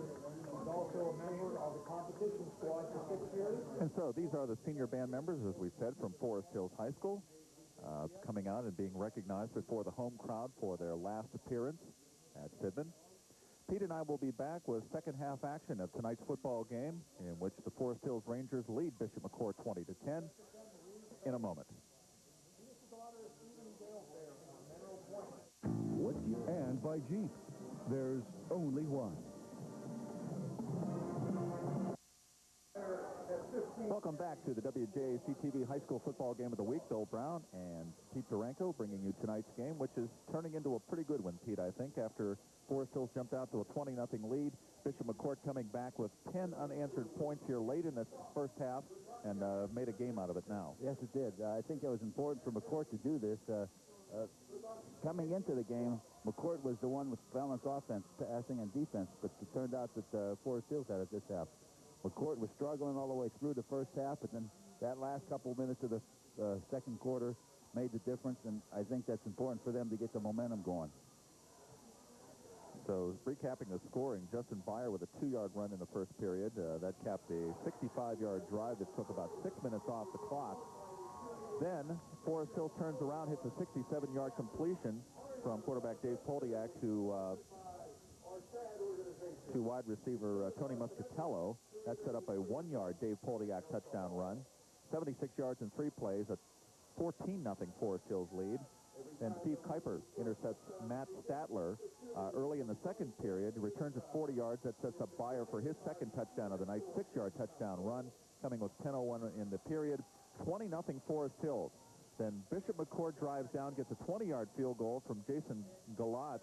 And then from their own 7-yard line, they start a drive after stopping Forest Hills deep. And they get a 78-yard run from Joe Sheridan. And that sets up a 10-yard Joe Sheridan touchdown run. And that's where we stand right now, 20-10, as Forest Hills kicks off. Levi Hull. And the kick comes down to Sheridan at about the 15-yard line. Straight up the middle. Now trying to bounce it back inside. And he will get across the 35 out to about the 36-yard line, 1st and 10. See the way he covered up on that ball. They don't want any turnovers. That's important. Kenny has a game plan going, and I imagine he changed it a little bit, but he's going to try to get that passing again, because that's what he said he was going to do, try to get the pass established to get the run going, and that happened towards the end of the second period. Some first-half stats. Bishop McCort rushing 12 carries, 111 yards. Sheridan, 9 of those carries for 104 yards and 1 touchdown. Statler was 6 of 13, 1 interception for 62 yards. So here comes Bishop McCort now, 1st and 10. The football across the 35. Garrett Spangler comes in motion. Split backfield. And the handoff goes to Matt Turk. He is swarmed under in the backfield. Making the initial hit, though, was 63, Adam Muchenbaugh. He's their leading tackler, Pete, and he broke through and dropped Turk for a loss. Unbelievable. It was all green shirts there. McCort didn't do anything on it. They have to get themselves established. Like Forest Hill started the first half, the first quarter. McCort has to try to get something going. I'm sure Kenny had the game plan, and he went over some things that they have to do. But I hope he just said, let's stay focused, and let's just keep picking away at him. So a loss of 2 on the play back to the 35. And it's 2nd and 12. Matt Statler, the quarterback, short drop, fires in the flat, completed to Garrett Spangler, tries to turn it inside, but is wrapped up by Jason Gramling. after a gain of about 6. Well, Forrest Hills is respecting Spangler because they're trying to get the ball to him. They want him to run to get that ball because they know he's the fastest one on the field. But Forrest Hills dropping back, letting them catch the ball, and then tackle him for only short yardage. So after the gain of 6, it leaves a 3rd down and about 6 for Bishop McCort. The football across the 40-yard line. Pantano and Spangler split to the left. And it's fired out to Spangler. Tries to cut it back inside and will finally be brought down by Steve Kuiper near the 45-yard line, but he will be well shy of a 1st down. And that brings up a 4th down situation for Ken Salem and the Crimson Crushers. Statler wanted to go for it. I saw him point to Kenny, but Kenny says, no, we still got a long game. Let's get them back up and make a turnover down in the field. They don't want to get that ball before the 50-yard line. So you're looking at Jason Gallat. He is the place kicker, also the punter. And back deep, Kensinger and Muscatello coming toward Kensinger at the 25, fumbles the ball and picks it up immediately, and then they're swarmed under. And making the stop down there was Joe Sheridan. That's important. That's good coverage. Good kicking team. Special teams is important for McCort to maintain that. Right now they need to get that passing game going and get that defense stopped too. So from the 25-yard line, 1st and 10, Forest Hill's first possession of the second half. Scored on their first 3. One of those set up by an interception, as we said, by Kuiper. And went long distances for their first 2 touchdowns, 65 and 76 yards. Yeah, the first set of series, they took the time to get it. Second time, only 3 or 4 plays. McCort has to stop him here. They have to try to stop him. Make the 25. Byer breaks out of the pack and gets near a 1st down. He's out near the 35-yard line.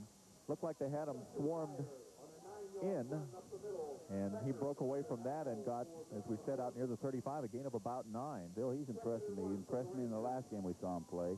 It looks like they have him stopped, and he just buys his time. Unbelievable. 15 carries in the first half, 110 yards, 2 touchdowns. Wow. That's the stats on Justin Byer. Poldiak was 7 of 12 for 188 yards. So talk about mixing it up. Well, you know, it doesn't seem like he's getting much yardage. He's not that fast, but boy, he mounts up the yardage. 100 yards in the first half. Both of those backs with 100 yards. Sheridan also over 100 yards in the first half. Joe did a heck of a job, but that was he had a long 70-yard run. Yeah. Byers was picking away 15, pounding. 10, 20 yards. You see Don Bailey reacting. He wants an explanation of what this penalty is. He's not letting those referees get away with anything. He's been around a long time. So the penalty will set them back now. And instead of 2nd and 1, it'll be about 2nd and 6. With the football right near the 30-yard line, just shy. It's important for McCort to stop in this series, Bill. Rolling to his left. Poldiak firing over the middle. Papsunik, what a great catch. Near the 45-yard line, steps out of a couple tackles and gets into Bishop McCort territory.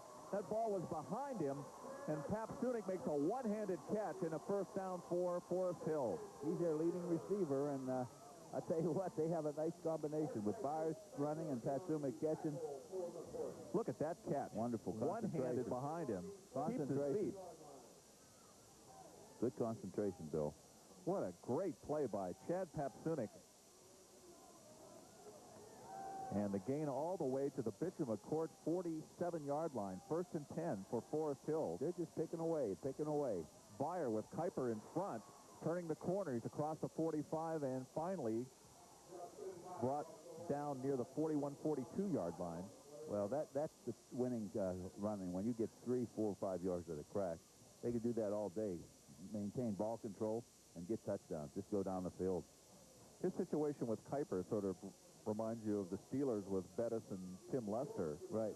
Just that lead blocker, and Kuiper is always out there leading the way for Justin Byer. See, they have that nice combination offense. We always hear about the running, and they have a great running game, but they also have the passing game. But they're a balanced team. We were talking about McCort's balanced team. Forest Hills is just like McCort's balanced. Here comes Byer again, trying the left side. Steps out of a shoestring attempt at a tackle That was number 40. Justin Becker trying to make the stop, but he stepped out of that and actually got ahead inside the 40-yard line to the 39, and it'll bring up a 3rd and 1. Becker's the defensive captain. He calls the plays on the field. He's a tremendous athlete. He has to get this team rallied up. They have to swarm tackle. That's the only way they can beat Forest Hills. We knew this was going to be tough for them to begin with, and they have to double concentrate on swarm tackling. Here's your basic power formation, power I. And Byer just bowling forward. There's about 6 or 7 players finally bringing him down. And he will have a 1st down inside the 35-yard line. You saw Scott Roberts jump on that power. He's getting frustrated. He wants to bring him down. No one can bring Byers down, so he jumped on into the crowd, got a little excited, but that wasn't piling on. Yeah, he wasn't down yet. No. It's only piling on if you have the guy down. The trouble is he jumped from behind and pushed him forward. Here it is again. Yeah, watch. He's standing up. 4 players. Everybody's standing, looks like a teepee. Pushing that pile. And here comes. So 1st down. Poldiak rolling right, getting some pressure, hit from behind, and he'll be dropped all the way back at the 44-yard line. And on the tackle was Justin Cunningham for Bishop McCort. These are one of the unsung heroes, Justin Cunningham. You know, they have a bunch of players like that on the team that they're going to have to step up and come and for the team. Look at that, the hustle, concentration. He went right through the ball player. That's a great tackle. Poldiak sensed him, but thought he had enough time to get the football away, and Cunningham just closed too quickly and dropped him for an 8-yard loss. It'll be 2nd and 18. Important defensive play right there. Now McCort has to play great defensive line.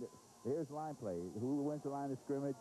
The linebackers have to scrape off it. That's what the defensive line does on McCort, and they have to Three receivers left. They fired out to Muscatello, and he will go down the sideline before he's pushed out of bounds, so they'll get some of that yardage back.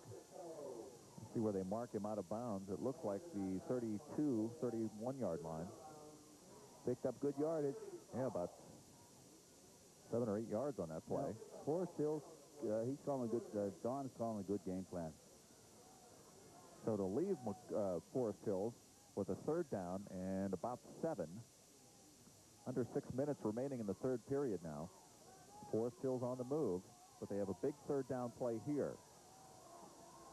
High formation with Byer, the tailback, and it's a pitch to Byer. Kuiper in front, cuts it back in. What a nice defensive play. They stand him up in the backfield and drop him.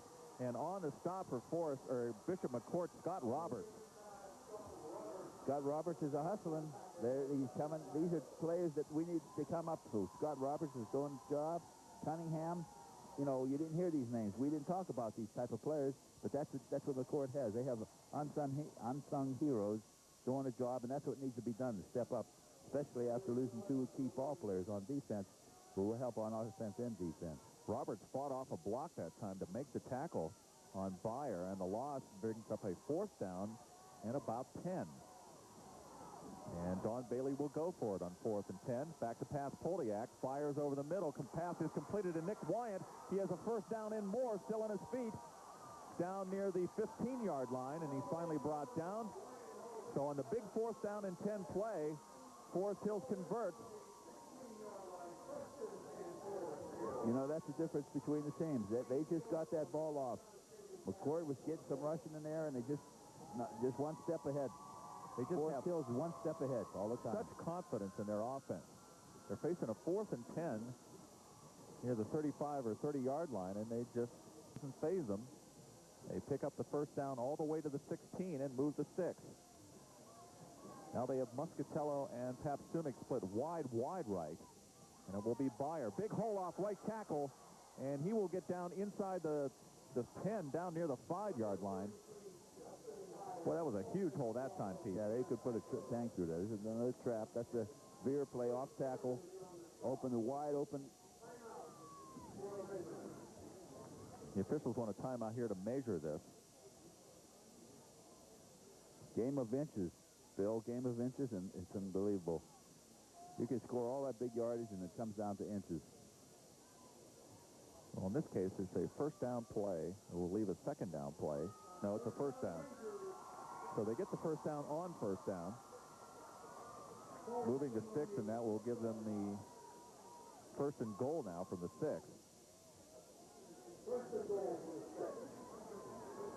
Nice drive here by Forest Hill. Yeah, they keep the play going. They keep it alive. They look like they were stopped, and McCort almost had them, and they just pick away at it. Big fourth down play on this drive, of course, the catch by Nick Wyant. So first and goal now. And guess who gets the football? Justin Byer cuts it back inside, and then he'll be stood up near the 3-yard line. Started left, cut it back inside. Joe Sheridan, one of the players on the stop for McCort. And there you see Ken Salem. And he knows his defense needs to come up big here if they want to stay in this football game. Not that they would be out of it if Forest Hill's got a touchdown, but it makes things a lot more difficult. Yeah. Tommy Smith is the defensive coach out there. He played with my son back in 88 and 89. He's a tough little ball player. He's great skill, and he's a good coach trying to get this defense going. Second and goal from the 3. Byer, left side, stood up, pushed back, and he'll be dropped for a loss. Joe Sheridan, one of the players on the stop there, along with Tim Regan. And they make a nice defensive play there. That's what McCort was used to doing most of the season. I saw them play a couple times, and that's how they've been playing. It's important for them to stop Forest Hills and do this type 5. They have Muscatello split left, Papsunik and Wyant to the right, and Byer is the wing left. And here comes Poldiak with the football, keeping it. They're trying to force him outside, and he will try to get to the corner of the end zone. He will not get in. They're going to mark him short.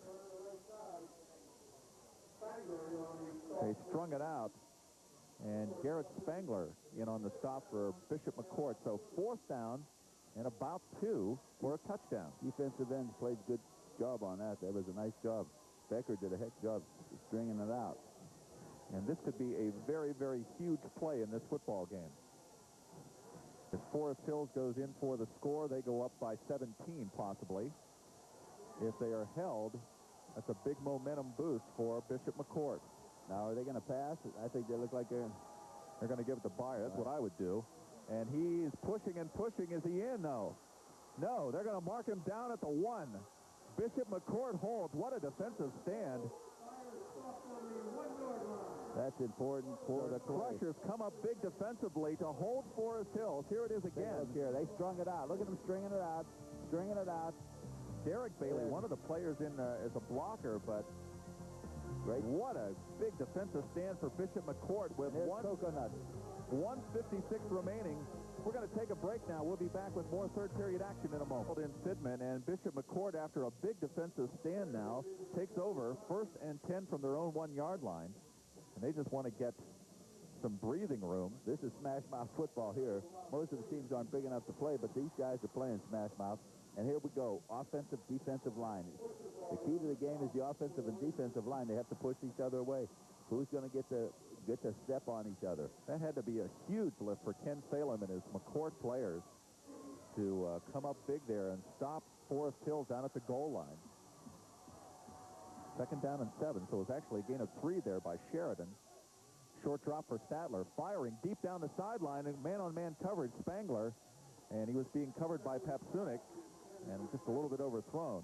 Well, they got to get that. That's a perfect time to call. That's a great call. It's taking a chance, but you can open up a big guy. Spangler got that ball. He's off for the races. So Forest Hills had a 1st and goal from the 6-yard line, and Bishop McCort comes up big defensively to stop it. And now they're facing their own 3rd down at about 7 with the football at the 4-yard line. 56, I'm sorry, Pete. No, that's all right. 56 seconds remaining in the 3rd period. We bring Spangler in motion. Long count. Statler, short drop, fires it out to Pantano, and a nice tackle on the far side. Jason Gramling makes the stop on Pantano, stopping him short of the 1st down. The defensive backs are doing a good job for Forest Hills. They've been holding the receivers down for McCort. Excuse me. I said that was Gramling. It was actually Papsunik who made the tackle on the far side. Right. So it brings up 4th down. And it will be Kensinger And Muscatello back deep for Galat's punt. He gets a nice high one. And calling for a fair catch is Kensinger at the 40 to 41-yard line, or excuse me, the 36-yard line. So that's where it will be in play for Forest Hills at the Bishop McCort 37. 17 seconds remaining in the third period. There you see some of the fans from Forest Hills. I would guess they're cold, but maybe not. I don't think it's real cold out here. They're probably numb. Halloween early, that's right. Our director, that's right. Today's the 30th. says. Well, it won't be Halloween when this is telecast, but yeah, it'll be over by the time this is... that's my feast day, Halloween, so it's just up.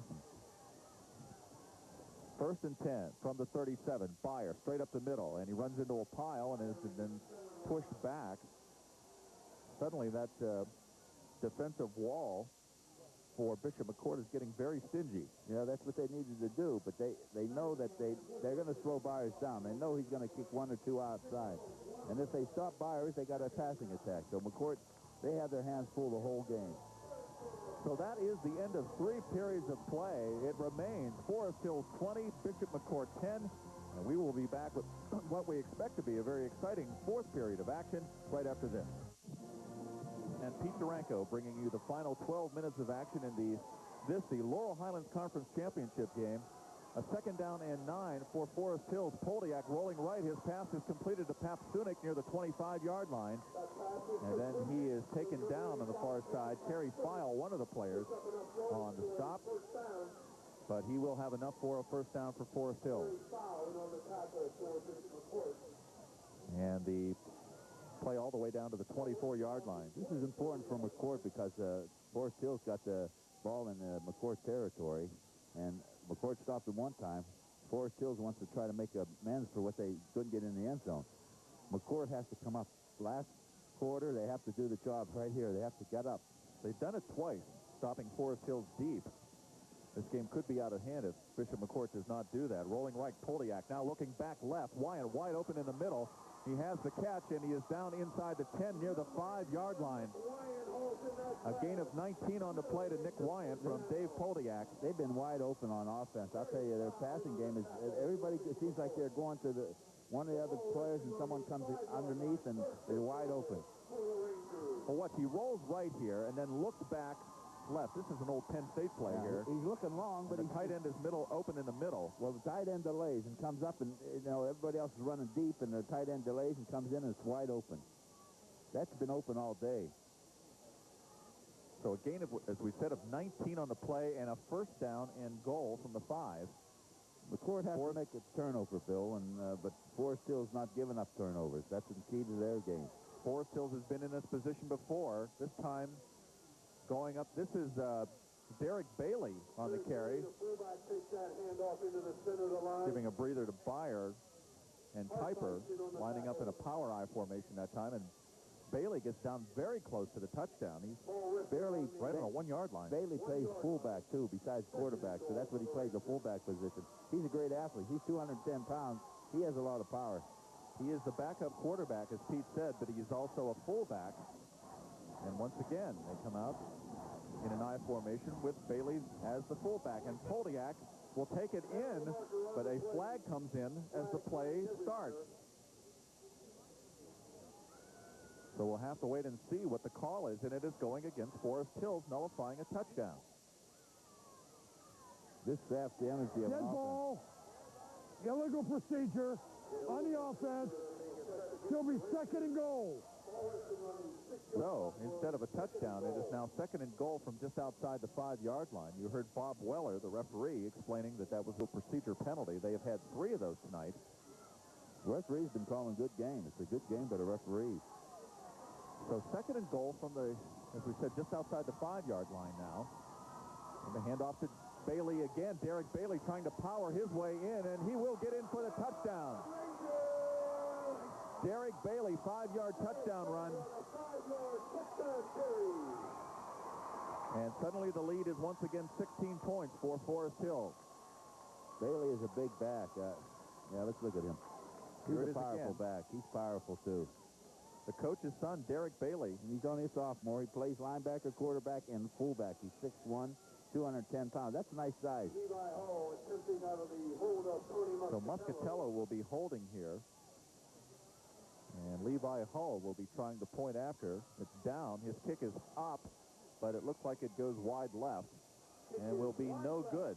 So 10:03 remaining in the football game, and a little more breathing room for Forest Hills as they take a 26-10 lead. And we will be back with more football in a moment. Once again, touchdown. A 6-yard touchdown run by Derek Bailey, and that puts Forest Hills up 26-10, which is really only 2 scores if you can get the 2-point conversions out of it. But the way that Forest Hills is playing, they've been picking away at McCort. McCort's not going to give up. I know they're not going to give up, but Forest Hills just has everything clicking. Hull with a low kick that is covered up by Scott Roberts. So it will give McCort a first down at the 36. Packed house here tonight, Pete, as we said, almost a college atmosphere. I know when we came here, everybody was nervous. Forest Hills people were worried about McCort. And McCort has to come up and pass. They haven't been clicking at the passing game. They get some open, but they need to break one. So from the 36, first and 10, Statler. Pantano comes in motion. And Statler rolling to his left. Now he's getting pressure, and he will be swarmed under and deep in the backfield and dropped for a loss. 65, Ben Gallardi will sack Statler all the way back to the 23-yard line. They were covered. Everybody was covered. That was a covered sack right there. Seems to me that Forest Hills, I see nothing but green jerseys all over the defensive, all over the field. The linemen are charging, and the defensive backs are all over the offensive receivers. Licklider, Bassett, Petrunik, and Gallardi across that defensive front for Forest Hills. Second and 18. Statler, straight back, looking downfield, has lots of time, fires, and it's picked off. What a catch by number 63 for Forest Hills. That is Adam Muchenbaugh. It was almost a great play by Matt Crum to break it up, and Muchenbaugh, with great concentration, holds on to the football and returns it down near the 10. Yeah, we were talking about turnovers, and he made that happen. And the referees, as you can see, are discussing as they stand over a flag at the end of that play. Probably roughing on foot. A clip. A clip on the return, but the interception will stand. Yeah, that's the important thing. The interception will stand. What a great catch by Muchenbaugh. He was in line to catch it. Crum came up and hit him from behind, and it looked like he might have jarred the ball loose. But Muchenbaugh, with wonderful concentration, holds on to it. Great play. That's the key. There's turnovers, and we were talking about turnovers. McCort, when they lost their first game, they had a lot of turnovers. They just don't seem in sync to me. McCort doesn't seem in sync. I saw him play twice before. And I think the Forest Hills defense has something to do with that. I think you're right. You're absolutely right. So after the 15-yard penalty for the clipping, that moves the football back to the 30, just outside the 30-yard line. McCort are tough. They're not give up. They're not going to give it up. But it just seems like they're one step behind all the time. Forest Hills throwing the ball, or Forest Hills is on the defense, stopping the passes. And I can tell you that it's a home management problem, even though it may be... Ben Willer having a discussion here with Coach Don Bailey. And it appears, yes, that the fans from Bishop McCort are throwing these little footballs onto the field.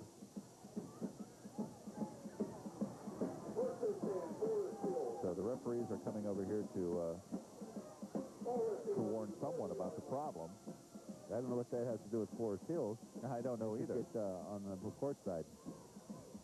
That doesn't do any good to anybody. That doesn't show class when you start doing stuff like that. Because it can hurt either team right there. But now McCort has to get focused again and stop this drive. McCort in a passing formation, but they give the football to Steve Kuiper, the fullback, and he will get ahead. Roberts on the stop Robertson, Hartice. Greg Hartice, you're right. Hartice's been playing a good game. He's sophomore. Kenny has a nice group of players out there, and they are determined. They're dedicated. I just think that they may be one step off with Forest Hills. Just seems to count today. And we have a timeout on the field here called by Forest Hills. They want to talk something over. 8:39 remaining in the football game. As we said, right now it's a 16-point lead for Forest Hills, but they have the ball with excellent field position after the interception by Muchenbaugh. Sets them up deep in Bishop McCort territory. Well, to me, Forest Hills looks like what they were said that they need to do. The keys to winning is what they're doing. Their running game is great. Their passing game. They're stopping McCourt's running game. They stop McCourt's passing game, definitely. And the turnovers, we talked about the keys, and I think right now everything is going in Forest Hills' favor. McCort is still struggling, but they got to they got to keep concentrating and keep picking at it. Well, I thought before halftime they make that big defensive stand, and then they go 93 yards for a touchdown, get on the board, and it looked like they were right back in the football game, but they just weren't able to take advantage of any third period Thing is, opportunity. Forest Hills felt that same way too. They didn't get stopped. So second and about 8. Poldiak still with the football, trying to get around the corner, and gets down the sideline, finally pushed out of bounds near the 25-yard line. Hartice on the stop for McCort. And they need to control that defensive end. They need to get the control. He got around the defensive end. So third and very short for Forest Hills here.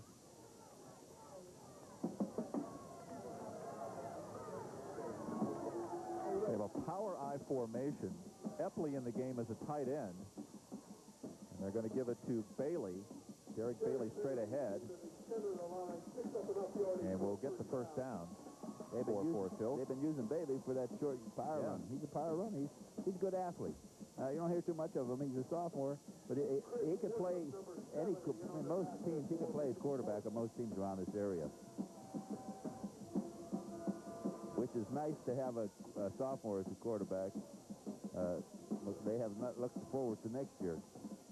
Well, both of these teams have a lot of players coming back, and I know could be in this very same situation again next year. On first down, Fire right side, trying to get to the sideline, just throws one player to his side, and will go in for the touchdown from about 17 yards. Justin Byer with his third touchdown of the night.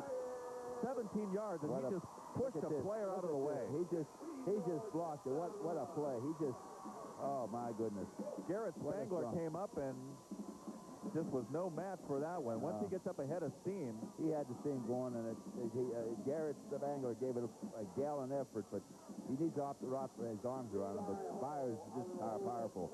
It's pretty hard to get him in open field one-on-one. So the 17-yard touchdown run makes it 32-10. Levi Hull on to try the point after. And once again, it's no good. It will go wide right, making the score 32-10. But Forest Hills just seeming to put this football game away, just as they did 2 weeks ago against Penn Cambria. Penn Cambria challenged early in the third period, took it into the fourth period, and then Forest Hills just pulls away. Exactly. That's what happened. Forest Hills didn't look like they were that tough against Penn Cambria. Penn Cambria is playing a tough game, but they were just taking a little bit at a time, Before you know it, they're 15, 25 yards into the end zone. There you see on the sideline, Jack Licklider. He's played a great game defensively here tonight and on the offensive line as well. Hard to find many players here tonight who've not played good games for Forest Hills. They've done it just about every way that you can. Defensively, running the football, passing the football. This is a complete football team. You know, sometimes some days are diamonds and some days are stone, and Forest Hills is having a diamond day tonight. They're playing solid a lot football. of diamond days this year. That's for sure. The kick goes in between the two. Sheridan will have to go back and get it, chases it into the end zone, and it will be a touchback. And McCort will put it in play 1st and 10. So McCort of course, playing out of their class tonight. They are a Class A team, and they'll go into the playoffs next week most likely as the number 2 team in District 5-6, assuming that Winber wins tonight, which they're looking to complete an undefeated season. But so McCort figures to do well in the playoffs once they get there. And Forest Hills, this looks like a team that could go far. Yes, they could. McCort is a lot smaller in size and, you know, and manpower, too. They only have 40 players on the team. Here comes Sheridan. And he runs great through Justin Byer, but Byer hangs on to make the tackle. Now, they're not giving up. McCourt's not ever giving up. McCort they have 18 consecutive winning seasons. The winning tradition, just like Forest Hills does. I'm just proud of McCort, too, because I am a McCort man, but I try to be neutral. But I've seen a lot of great football on both sides of the field. And give credit to Forest Hills, but I'm also saying McCort is a gutting team, and they're going to do everything they could. Well, we're talking about McCort playing in the Laurel Highlands Conference, where every other team is either AA or AAA. So they're playing teams that are 1 and 2 classes greater than they are. So they play in a tough conference, and obviously they played well enough. The Section 2 title and advance to this championship game. The 3rd and 10 now for McCort. McCort has a solid team, Bill. Again, we don't make excuses, but it sure is the 2 players, Kevin Sheridan and Turk,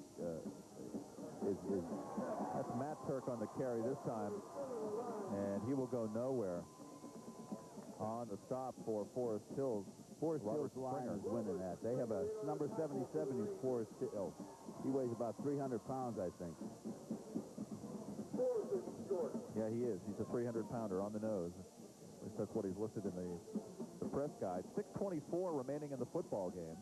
And on 4th down, Bishop McCort has no choice but to go for it here. They're going to try to break one. They've been trying to break one all day. Runs Sheridan into the line on 4th down, and he will be well short. Oh, no, I'm sorry. It was 4th and very short, I should say. So he was close to a first down, or will be a first down. But Byers is on the wrong end here. What a ball player, Byers. He's on the tackle. Yeah. Twice he's on the tackle with Sheridan. Same thing we saw 2 weeks ago against Penn Cambria. He had over 200 yards in that game. He had 115 or something like that at the end of the first half, plus 2 touchdowns. So just another night at the office for Justin Byer. And he doesn't look like he's doing much, but he's just a super back. Sadler back to pass, firing toward the sideline, and a nice grab, reaching up to make that catch, is Matt Crum, and he'll have another first down across the 45 near the 47. Crum is the one has the least of the catches of McCourt's team, and he's had more this game than he's been getting more of the passes. What's this catch here by Crum? This is going up to get one. Concentration. Goes up and makes a nice catch, and then is pushed out of bounds. Jason Grambling coming over and forcing him out. McCort first down at the 47. McCort just didn't get their balanced attack hitting this game. They still have a great team. They have a lot to be proud of. Setting up the screen to Sheridan, but he is still stepping out of tackles. Look at this play by Sheridan, and will try to get to the sideline, and only Justin Byer brings him down. This is the Justin Byer, Joe Sheridan. Exactly. Sheridan made some beautiful moves there. It looked like he was completely corralled on that far side. And this is determination personified right here. You know, he's there trapped. Everybody's around him. He makes one move. 3 people missed right there. Dedication. And then finally tries to get to the sideline, and only Byer. Well, if Byer wasn't there, it probably been a touchdown. It could have been. Very well could have been. Byers is playing a one-top game, offense and defense. And draw play Sheridan, and he runs right into Jack Bassett. And Bassett stops him at the line of scrimmage, and Sheridan is still down. Now he'll get up. As Pete mentioned earlier, Bishop McCort coming into this game short-handed in the backfield. Kevin Sheridan. And is that a relative? They're cousins. Kevin Sheridan and Jake Turk were 2 players both injured prior to this game, and that had to hurt Bishop McCort, losing 2 backs that way. They worked in a rotation. for Bishop McCort, and you take them out of the rotation, that makes things tougher. Well, back to pass Statler. Epley coming from the far outside linebacker position, and as Statler tried to step up, he slips and falls. Epley's like a little gnat. He's a scat back gnat. A lot of guts. You see a bunch of heart there. That's playing with all heart right there. Well, we saw him earlier run down Joe Sheridan from behind on Sheridan's 78-yard run. He's not that big of a player, but he has a big heart, and that makes a difference. I love guys like that. And there's a coach, McCort's coach, Tommy Smith, played like that. He played nose tackle. He was only 160 pounds for McCort. Back to the 45, and it's now 3rd down and 15. Matt Turk goes in motion. And back to pass Statler. Now they're trying to set up a screen to the far side, and it's completed. No, it's not. The pass intended for Spangler, but right there was Bassett. So even if he does make the catch, he's going nowhere. They're trying to get him open. They're trying everything because I know he has the speed, and he's been playing good all year. They just haven't boxed in, unfortunately. I just want to see him run one time to see what he can do. They haven't been able to get him open. That's because Forest Hills defense has been solid. So Forest Hills will go into next week's AA playoffs in District 5-6 as the top seed. They had that wrapped up before. And the team they are playing could be Westmont, who they played last week, or it could be Bedford even, if Bedford pulls off a win tonight at Somerset. The pass to the far sideline is completed. No, it isn't. And that's, oh, no, it's not. It was broken up. I thought it was Jabbar Brown was the intended receiver. Jabbar Brown's their 4th receiver. McCort has some nice, and there are a lot of sophomores in that. So Forest Hills takes over on downs at their own 45-yard line. 3:26 remaining in the game. Just a reminder that Pete and I next Friday night will be in Huntington.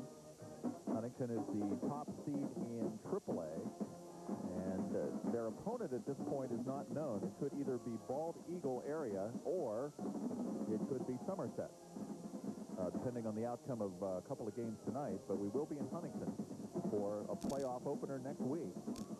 And Huntington ranks 3rd in the state among AAA teams, so we're going to be seeing a good team up there, too. And they're trying to complete an undefeated season tonight as they take on Hollidaysburg.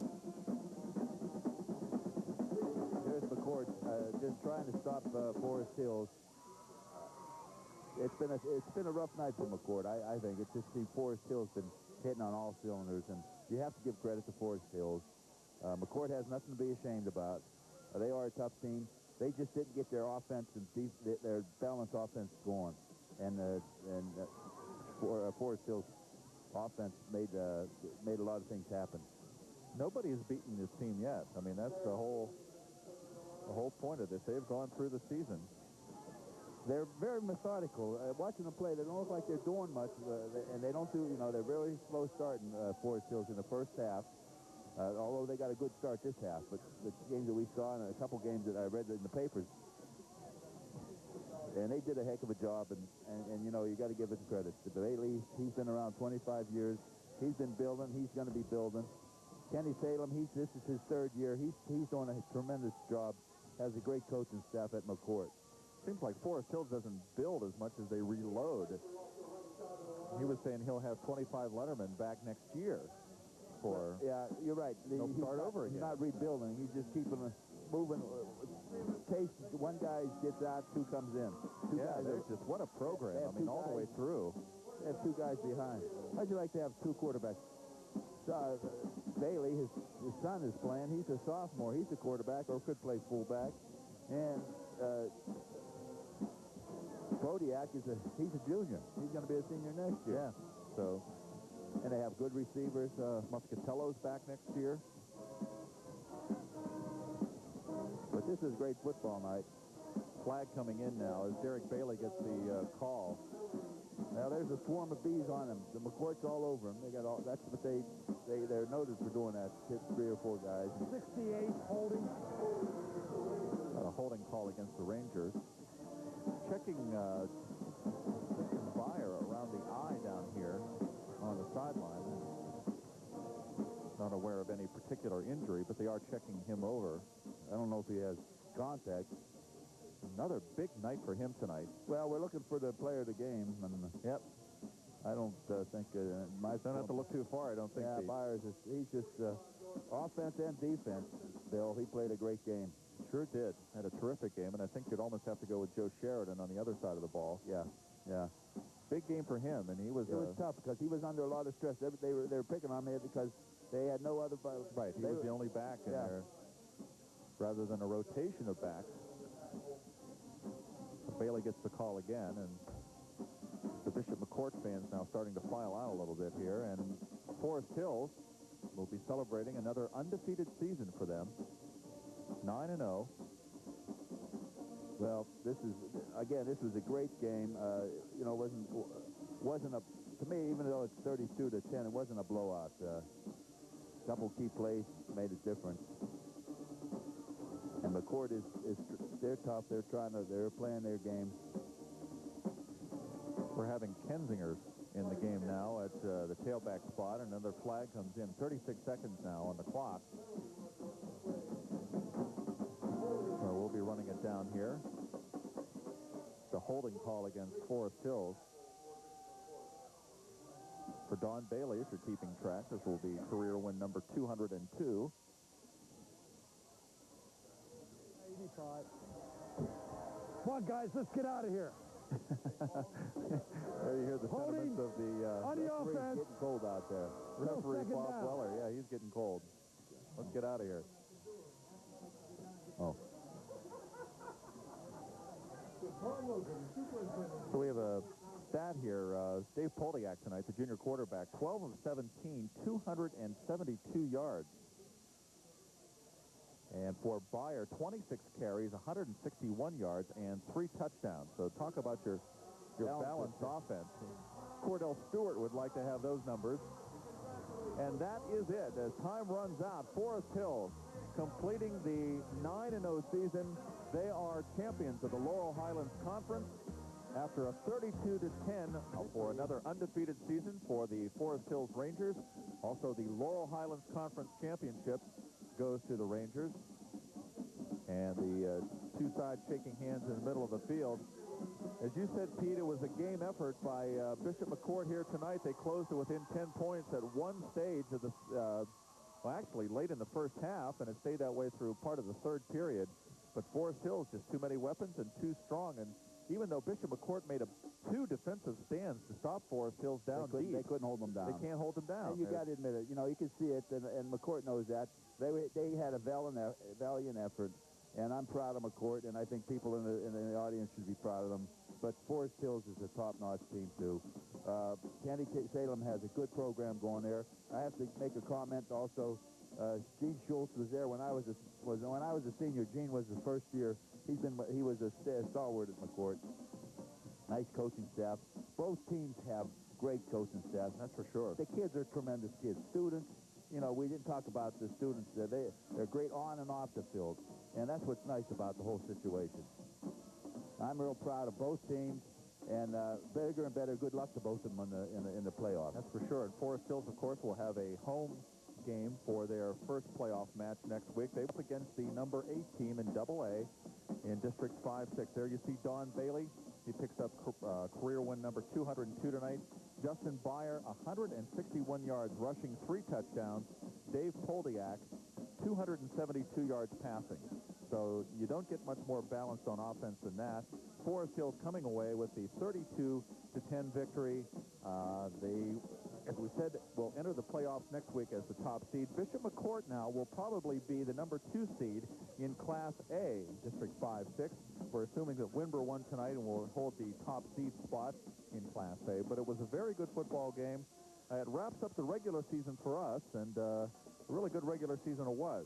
I think we saw a lot of good football games this year. Great football. And I think we did a nice thing for the community. Everybody was responded nice, and I hope they enjoyed our telecast. It was new for me. It was exciting, and I've been in high school football since '83, watching the Big 33.